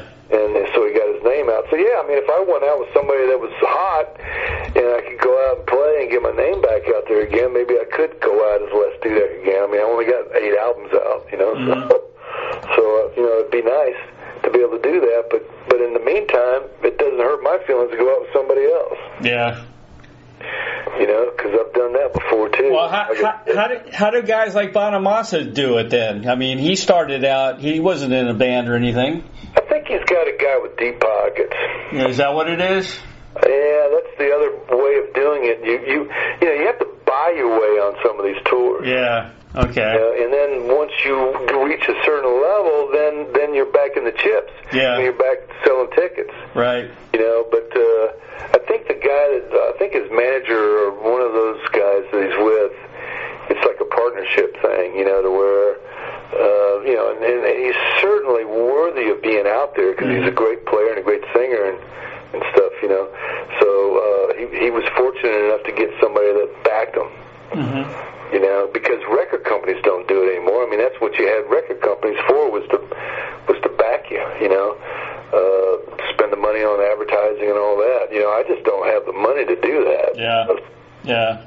So I got to go on my old reputation, and like I said, there's some spots where people know who I am, and some spots they don't even know who the Beatles are. That's true. You know what I'm saying? So, and then the other plague is you got these garage bands that are turning into like tribute bands, right? And they get hired and they get paid more money than I do. I know. It's like, well, let's go be AC/DC or let's go be Journey, and we'll bill ourselves as the Journey tribute band. I even had a joke with my assistant. I said, well, why don't we book the Les Dudek tribute band featuring Les Dudek? Just as a joke, But it's really true. And then, you got DJs that are out there making $30,000 just to spin records. The drummer from Blondie does that. He goes out and does a tribute to Blondie show with him playing drums, Yeah, and they make buku money and they're just spinning records. Well, what if you did a tour like Night of the Guitars, and then you have all your buddies with you, like Travers and, you know what I mean? Like 4 or 5 guitar players. Well, Derringer and I talked about and Derringer. Like the Wilburys or something, Yeah, exactly. And then it just, and he had the bright idea, and I said, yeah, Rick, I'll do it, man. Just let me know. Let me know where you want to meet. Right. Let's talk about it, And it was going to be me and him and Travers, and just like what you're talking about. And then, a few months went by, and I finally, like he called me up one day, and we were talking. And I said, so Rick, what happened to the Wilbury idea? He goes, I don't know. It's just too much hassle, man. Oh, gosh. See what happens? It's like, okay, well, I thought that was a great idea, I mean, shoot, sometimes, strength in numbers, is a good thing. Sure, I agree. But it's just too many egos, I guess, Me, I don't care. Yeah. I just, which songs of mine do you like? Let's work those up. Which songs do you want to work up right. yours? I don't care. Yeah, exactly. And you can play each other's tunes, which is cool. I mean, Mike Pinera did that for a while too. Yeah, I mean, there's a lot. There's a lot basically, that's what Ringo's doing. Yeah, exactly. The same kind of thing, like an all-star band thing. Right. But it's just, to not have anybody backing it or supporting it, then it just turns into an ego blast, and like, well, how are we going to bill it, and who's going to book us, You could get that kind of a scenario as well. I think Pinera would do it. But I'm game. I'm sitting in my house going, duh. I can only play so many tiddlywinks. I can only throw so many darts. If I had the money, I would do it. I could put together a nice package. Well, maybe you might know somebody. Yeah. You never know, but I'm serious. I mean, Derringer and I have had this conversation. So it's just, and not only that, but he wanted to do it with people that live in Florida. Because now we don't have to travel. We can. It'll be easy to get together to rehearse or do whatever we need, and we can base out of Florida because we all live here. There's a lot of good venues here. I said, great idea. Let's do it. And even Jim Stafford had that idea. He wanted to create a orange blossom circuit to where he just plays venues like all in Florida and just get an RV and just tour Florida. It's a good idea. And I told him, I said, well, Jim, anytime you want to do that, man, I'll come out and do some acoustic songs with you or whatever. And he's kicking it around too. I mean, we're all kicking ideas around, but nobody's wanting to do anything. Yeah. So meanwhile, I'm sitting here, house arrest. House arrest. I'm thinking about calling up Grady Judd. I call him J.D. Grud. And say, hey, Sheriff, do you need a deputy? Yeah, you need a deputy? That's funny. Because I know a lot of cops. I know a lot of sheriffs. I support the law enforcement. Right. You got to. Yeah, well, I've always done it. I always hung out with the cops. I went out with Steppenwolf one time, and I was in Houston, and one of the Houston's finest came up and says, I've always been a big Steppenwolf fan. Do you think I can hang out with you and John tonight? And I said, well, I know John doesn't hang out, but I'll tell you what, I'll hang out with you under one condition. And he goes, what's that, Les? And I said, can we take the squad car? Hell yeah, all we got to do is put my gun in the trunk. I said, let's hit it. And we took off and went and hit all the titty bars. Oh, wow. Very cool. Yeah, so I always hang out with law enforcement because they know where everything's at. They do. They know everything. If you're going to go out and paint the town, you want to do it with one of the local finest. That's right. I agree. You won't get in trouble that way. Well, I don't know, Ray. I'm still thinking about who I like to jam with. Well, I'm gonna put together some people that I know that are out there that aren't necessarily touring or with bands and things like that, and I'll send it to you. Yeah, well, some of them are just not, some of them are not doing it anymore too. Well, these would be guys I've been talking to recently. So these guys, these guys are wanting, an EPR and. Well, do it like this. Just when you're doing your PR thing, just throw my name at them. Okay.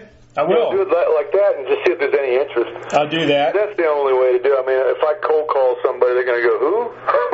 What? Where? Or, well, I haven't thought about that. Or, at least, if they're interested, they'll think about it. Okay, I'll do that.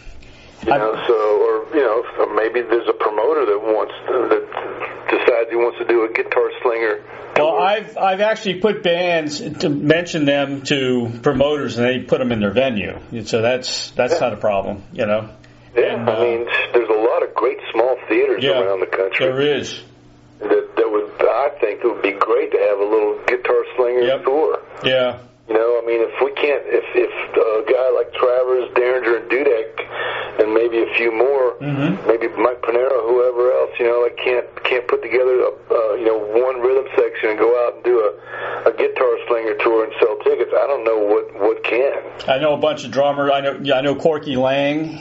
Yeah, I know Corky. Yeah. And we were talking about doing a mountain thing together. Yeah, that's right. And I told him, I said, well, my first name is actually Leslie, so I could be Leslie East. That would be cool. Messing with him, because I was supposed to do a tribute to Tommy Bolin one time. I did it, but Leslie West didn't show up. He was sick.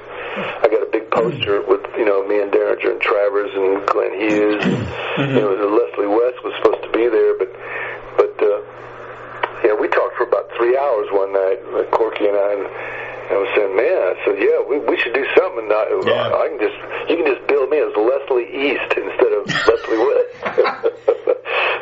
I met him for lunch at Venice, down further down south. We had lunch together, and his I think it's his girlfriend. You live in Florida? No, he's overseas a lot. Yeah, I thought he was. I didn't think he lived around here. No, he's overseas a lot, but he comes and visits. We're supposed to trade books. He did a book on, I forgot what his book was about, but we were going to trade. I was going to give him Rockstar Chronicles, and he gave me a little trinket. He gave me a cowbell, that's nice. Yeah, which is cool. Oh hell yeah! Especially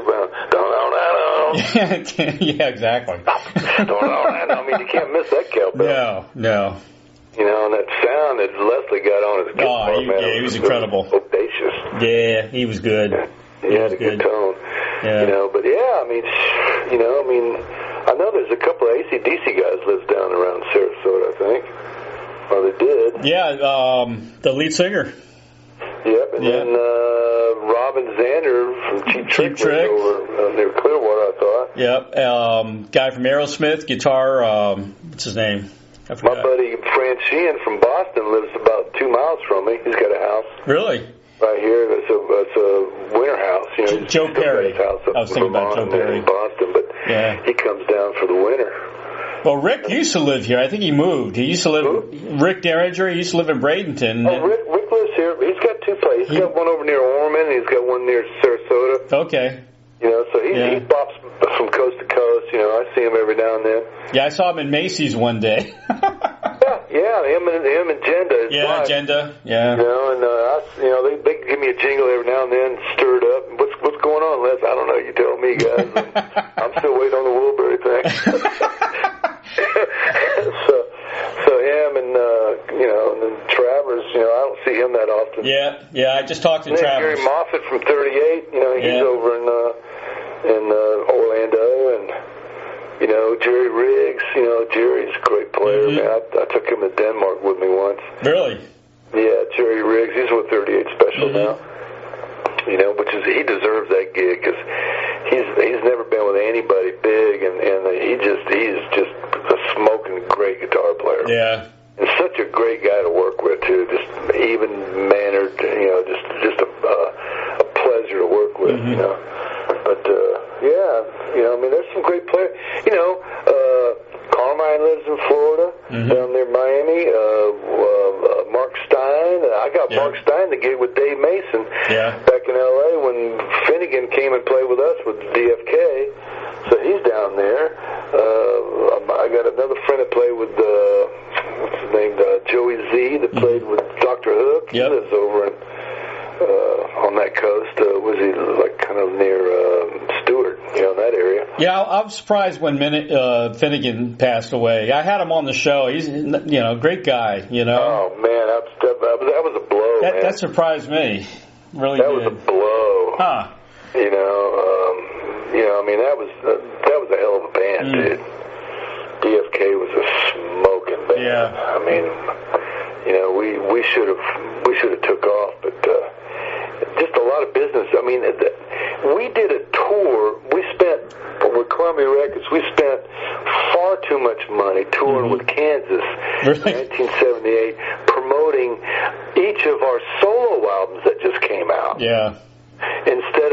And then we did that whole tour, and then our manager, the guy that managed Ronnie Wood, and then we decided, we need to do a PFK album. So we spent over $1 million doing a tour and an album, and then just to break up and get rid of the manager. You know, and it's like, and you know, the manager called me years later, like back in the 90s. He says, you know, Les, I should have kept you separate. Yeah. And put you out, you know, because that would have been the time for me to. Even Miller said, you know, there's only one difference between you and me, Les. And I said, what's that? And he goes, well, you know, Capitol was about ready to, you know, release him because they put out a few records and he didn't have any hits. And he says, the only difference between you and me is I finally got a hit. Yeah. He says, if you would have got a hit, we'd be out touring together. Yeah. You know, like Peter Frampton or something. You know. Yeah. I know you got. You know, because all they're doing is just, you know, they're promoting all the big ticket sellers. You know, like Frampton and Miller and Stevie Nicks and all. You know, and rightly so, they sell tickets, but still. You know, Miller goes, man, you know, they were getting ready to release me, and I finally hit it with the Joker. It's like, if I didn't get the Joker, I'd be wondering what I'm doing. Well, you know, Miller had Living in the USA. That was one of his first ones, right? It wasn't a big hit. I knew about it. What's that? I knew about it. I did too. It put me on the radar with Miller. Yeah. You know, and you know, I'm sure he got a lot more airplay later after the Joker as a result of it. But you know, we knew about it, but the mainstream, like the people that made the Joker a hit, right. It wasn't a hit like the Joker was. That's true. You know, it was big. The Joker was huge, and we toured that Joker tour. I was with Boz. You know, we were in '74. That was we did a stretch with the Allman Brothers. We did a stretch with Mahavishni. We did a big long stretch with Steve Miller, and then some odds and end gigs here and there with other people, but mostly with Steve Miller that year. You know, and that's when he, you know, he just went over the top. And we were going to do an acoustic tour together. That's the one thing I was going to tell you that I didn't tell you when he decided to not tour anymore for a year and another album. He asked me if I wanted to do a duo. And it would have been Miller and I just going out doing some duo gigs together after the Joker. And that didn't happen either because Boz was doing more dates, and he was really upset if I was going to go with Miller. So Miller just says, just go do the dates with Boz, and I'm off anyway to put another album together. Because we just cut all that stuff up in Seattle. So he had to piece another album together, you know. I'm going to find you some people. What's that? I'm going to find you some people, man. I'm determined. I don't forget things. I'm an accomplisher. Hey, man, I'll give you all the credit too. I'm telling you, man. I might even buy you dinner. There you go.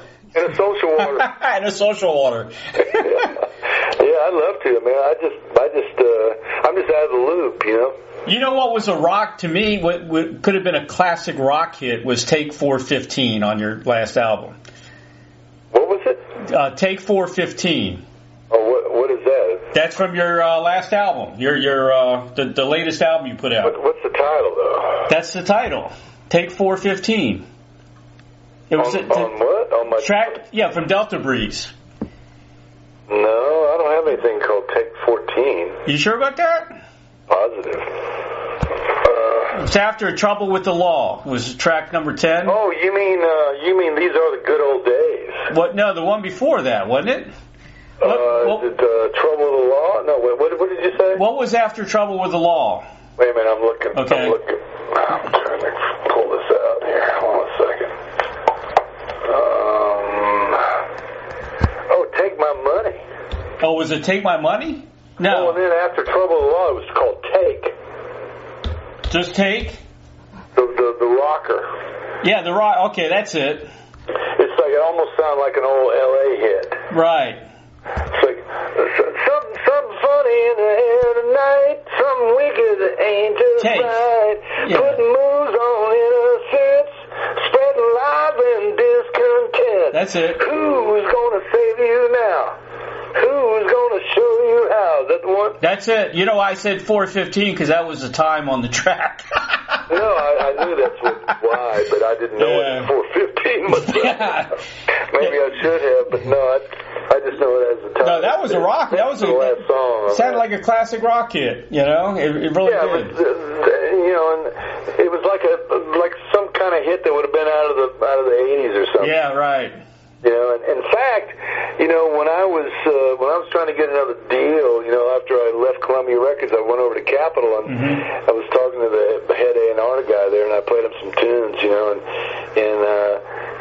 he goes, well, you know, Les, I just don't really hear any hits, man. I'm sorry, I don't hear anything, man. But that one song you had, what was that one song that you played? How did it go again? You know, and it was a song on my Deeper Shades of Blues album. Right. And he says, what are you going to do with that song?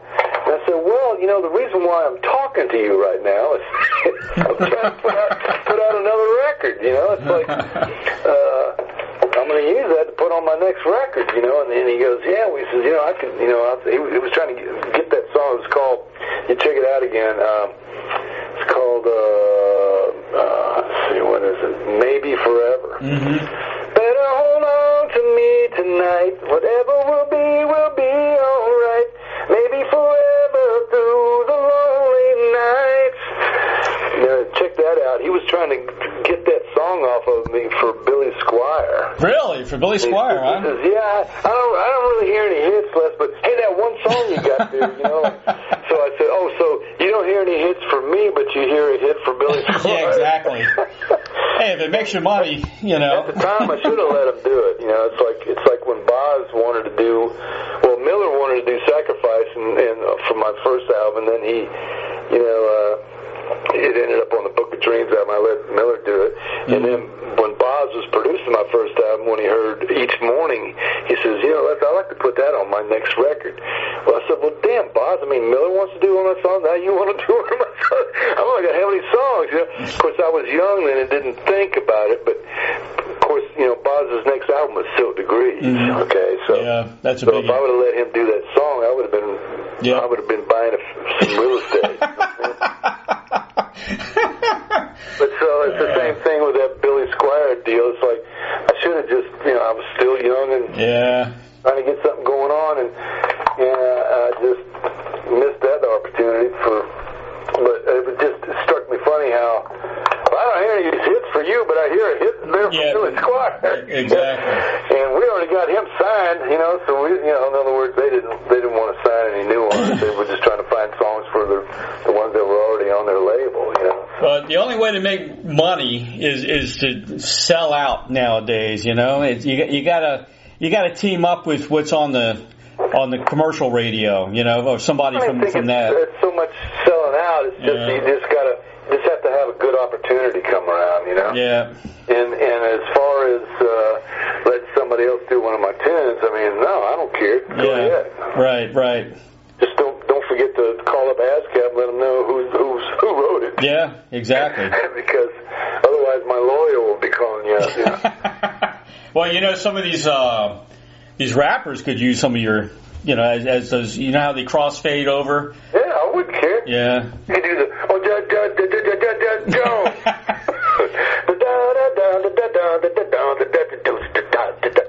just don't, baby. I don't know. You know what song they could use? I'll tell you in a minute. They could use. Let's see.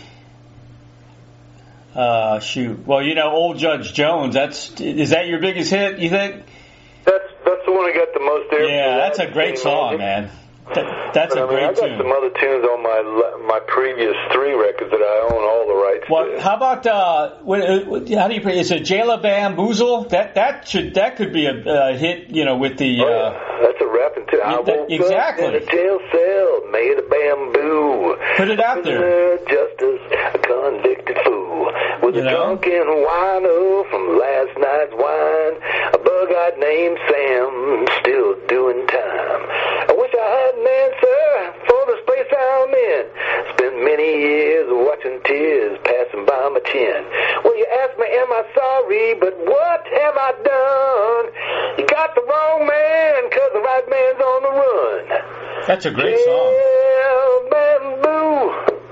Yeah, man. It's a word I've made up. That's an awesome tune, though. That I could hear that in today's, you know. Oh yeah, that could be hip hop. Yeah, definitely. You know, you sound like a little bit like the song "Lady You're Nasty." To me, it's like a cross between Dr. John and Traffic. That song there, that tune. But which one? "Lady You're Nasty." Oh, "Lady You're Nasty." Yeah. Yeah. It's like Dr. John meets Traffic. Dr. John meets Traffic. That's good. Well, are you talking about the Stevie Winwood Traffic? Yeah, Stevie Winwood Traffic. Love Stevie Winwood. Yeah. Now, there's somebody I like to play with. Yeah. Yeah, I mean, Stevie, he's great. You got some great songs, man. One to Beam Up, like you said. That's you know, Avatar, that's another great song. Sorrow Rides Again and Ghost Town Parade. You got some really good tunes out there. I always thought that Ghost Town Parade would be a great song for a movie score. Right.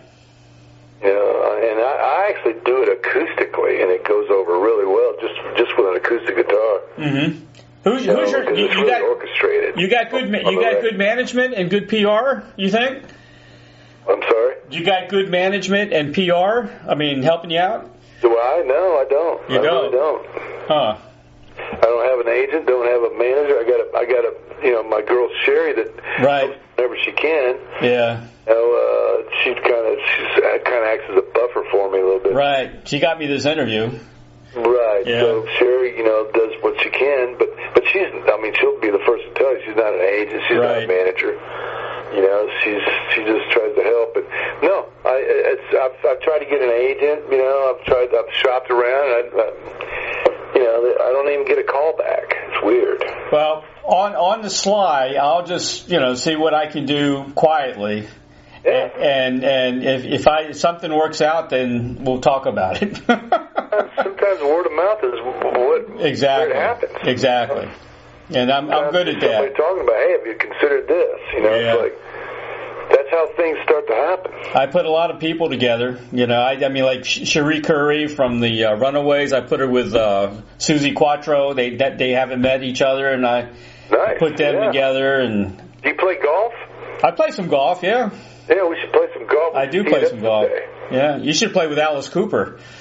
I would love to play golf with Alice Cooper. Yeah, he's a good one. I got a funny story about Alice Cooper. Oh, yeah? Go ahead. Well, I was on the 210 freeway back in the 80s, and my ex-wife had a white T-Bird. Right. With like a gray interior, I think it was an 87 T-Bird. Yep. And we're going down 210, and we come up on this other white T-Bird, and it's got red interior, and we're just we're coming up beside it, and we're looking at it, we're checking it out. It's the same car, same year, everything. It's just different color interior, and we're looking over there, and I look over, and the guy looks over at me, and I wave at him, and it's Alice Cooper. That's funny. Oh yeah, it's like it was just fun. It was just funny. It was like he's waving at me, I'm waving at him, and of course we're just having a little T-Bird camaraderie. Is all it is. That's great. But that's kind of the same kind of thing I had with Tommy Chung one time at a sushi bar in Santa Monica, where I sat down and it was at a really crowded sushi bar, and these other people got up. I was on my way to the airport, and this couple were seated right next to me, and I look over, and it's Tommy Chung, right? And he looks at me, and he points at me like, and doesn't say anything. He goes, just like you, And so I did the same thing. I pointed at him and go, no, you, And the whole time we're sitting there eating right beside each other at the sushi bar, every now and then he'd look at me and he'd point at me like, you. No, you. That's funny. We never said a word. And then I paid my bill, I'm leaving, and then, he looks at me and I look at him and I go, bye. He says bye. But we never said a word. We just did hand gestures. That's great. And just crazy stuff That's like funny. that. But yeah, man. All right. I'm just hanging out here. All right, Les. I'll work on some stuff. I'm gonna wrap this up now because it got a little long, but that's okay. Yeah, well, you can edit out some of that stuff. Yeah, but people like it. I put this on. It's everywhere, man. I stream with Spotify, Pandora, iTunes, everywhere. I'm everywhere. So I would have done the Zoom thing, but I'm just not set up for it. Right. I like doing Zooms because it's fun, I'm just not set up for it. I've had a couple other people wanting me to do a Zoomer, and I'm just not set up. Yeah, it's not hard. I can walk you through it. Hey, man, let's think about some golf someday. All right, that sounds good. I'm getting my game back. Okay, what's your handicap? Right now, nothing. I mean, I used to, I hurt my wrist 10 years ago, and I quit playing for 10 years. Right. And now it's starting to come back where I can play without it bothering me. Okay. So, I mean, I just got a new set of Callaways too to finish up my woods that I had. So I got some TaylorMade, some Callaways. But I was, back then I was between a 12 and a 14. That's good. Handicap. That's good. Yeah, I hurt my wrist and my shoulder. I had surgery on both, so it's going to be a... Wow. I haven't played in a while. But I really messed up my wrist. Yeah. It got to the point where it felt like somebody was jabbing me with a knife. And I just had to make up my mind, golf or guitar. Right, well, yeah. So I quit playing golf, and my sticks were just in the corner staring at me. Exactly. 10 years, and now I'm breaking back into it slowly. I'm trying, and a good swing, you don't need to swing hard. True. So I'm just getting my swing back slowly, and I'm not trying to kill it, and I just want to do all the right, proper way to swing, and to where it's not, overdoing it, and I'm just gonna have fun with playing golf because I love golf. It's my game. I like it's just a great game. I call it going to the kingdom. I'm on my way to the kingdom today. Tiger Woods just opened up. Have you seen that putting? It's just like 18 holes of putting. 18 holes of professional putting. That's what it is, and it's a designed by Tiger Woods. They just opened one up in near me, next to the mall here in Sarasota, and I think there's one in Tampa as well. But they're going to open them up all over the place.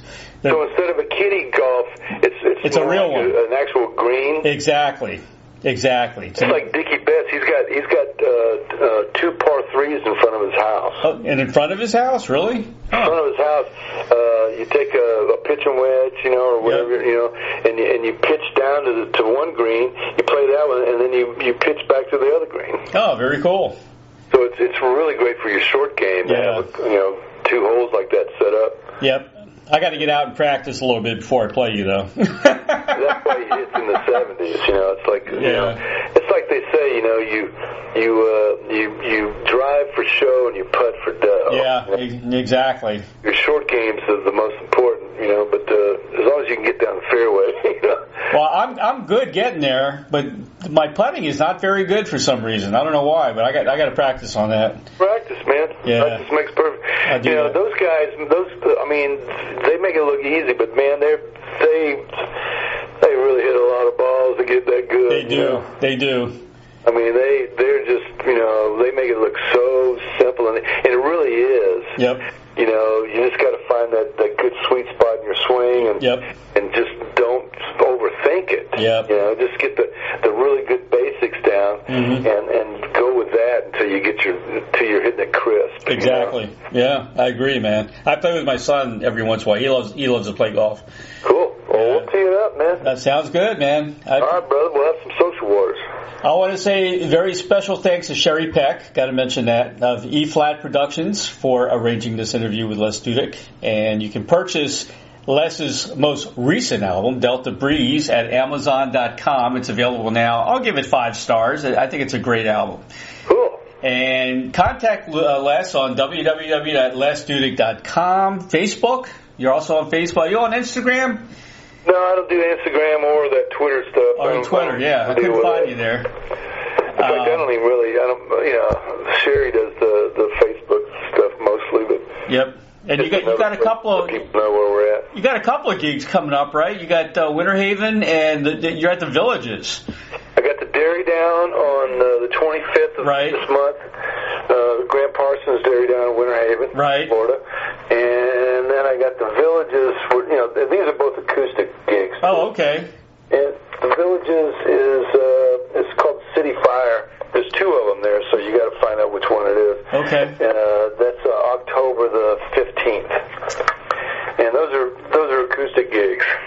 You know, so and I've got this. I'm publishing it on all my sites. That all this information will be there, and also your discography will be there too, with Dudek, Finnegan, and Kruger Band, with Steve Miller, with Stevie Nicks, with Cher, with Boz Scaggs, Maria Muldaur, my buddy, Richard T. Bear, with Mike Finnegan, Allman Brothers, and Bobby Whitlock. All those guys you played with. Yeah.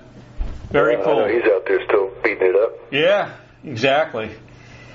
All right, man. Hey, great talking to you. You know, it was a lot of fun. Great. Brother, I'll talk to you soon. All right, Les. Take care, man. I'll keep in touch. Okay, Ray. All right. Bye-bye. Bye-bye. Bye-bye.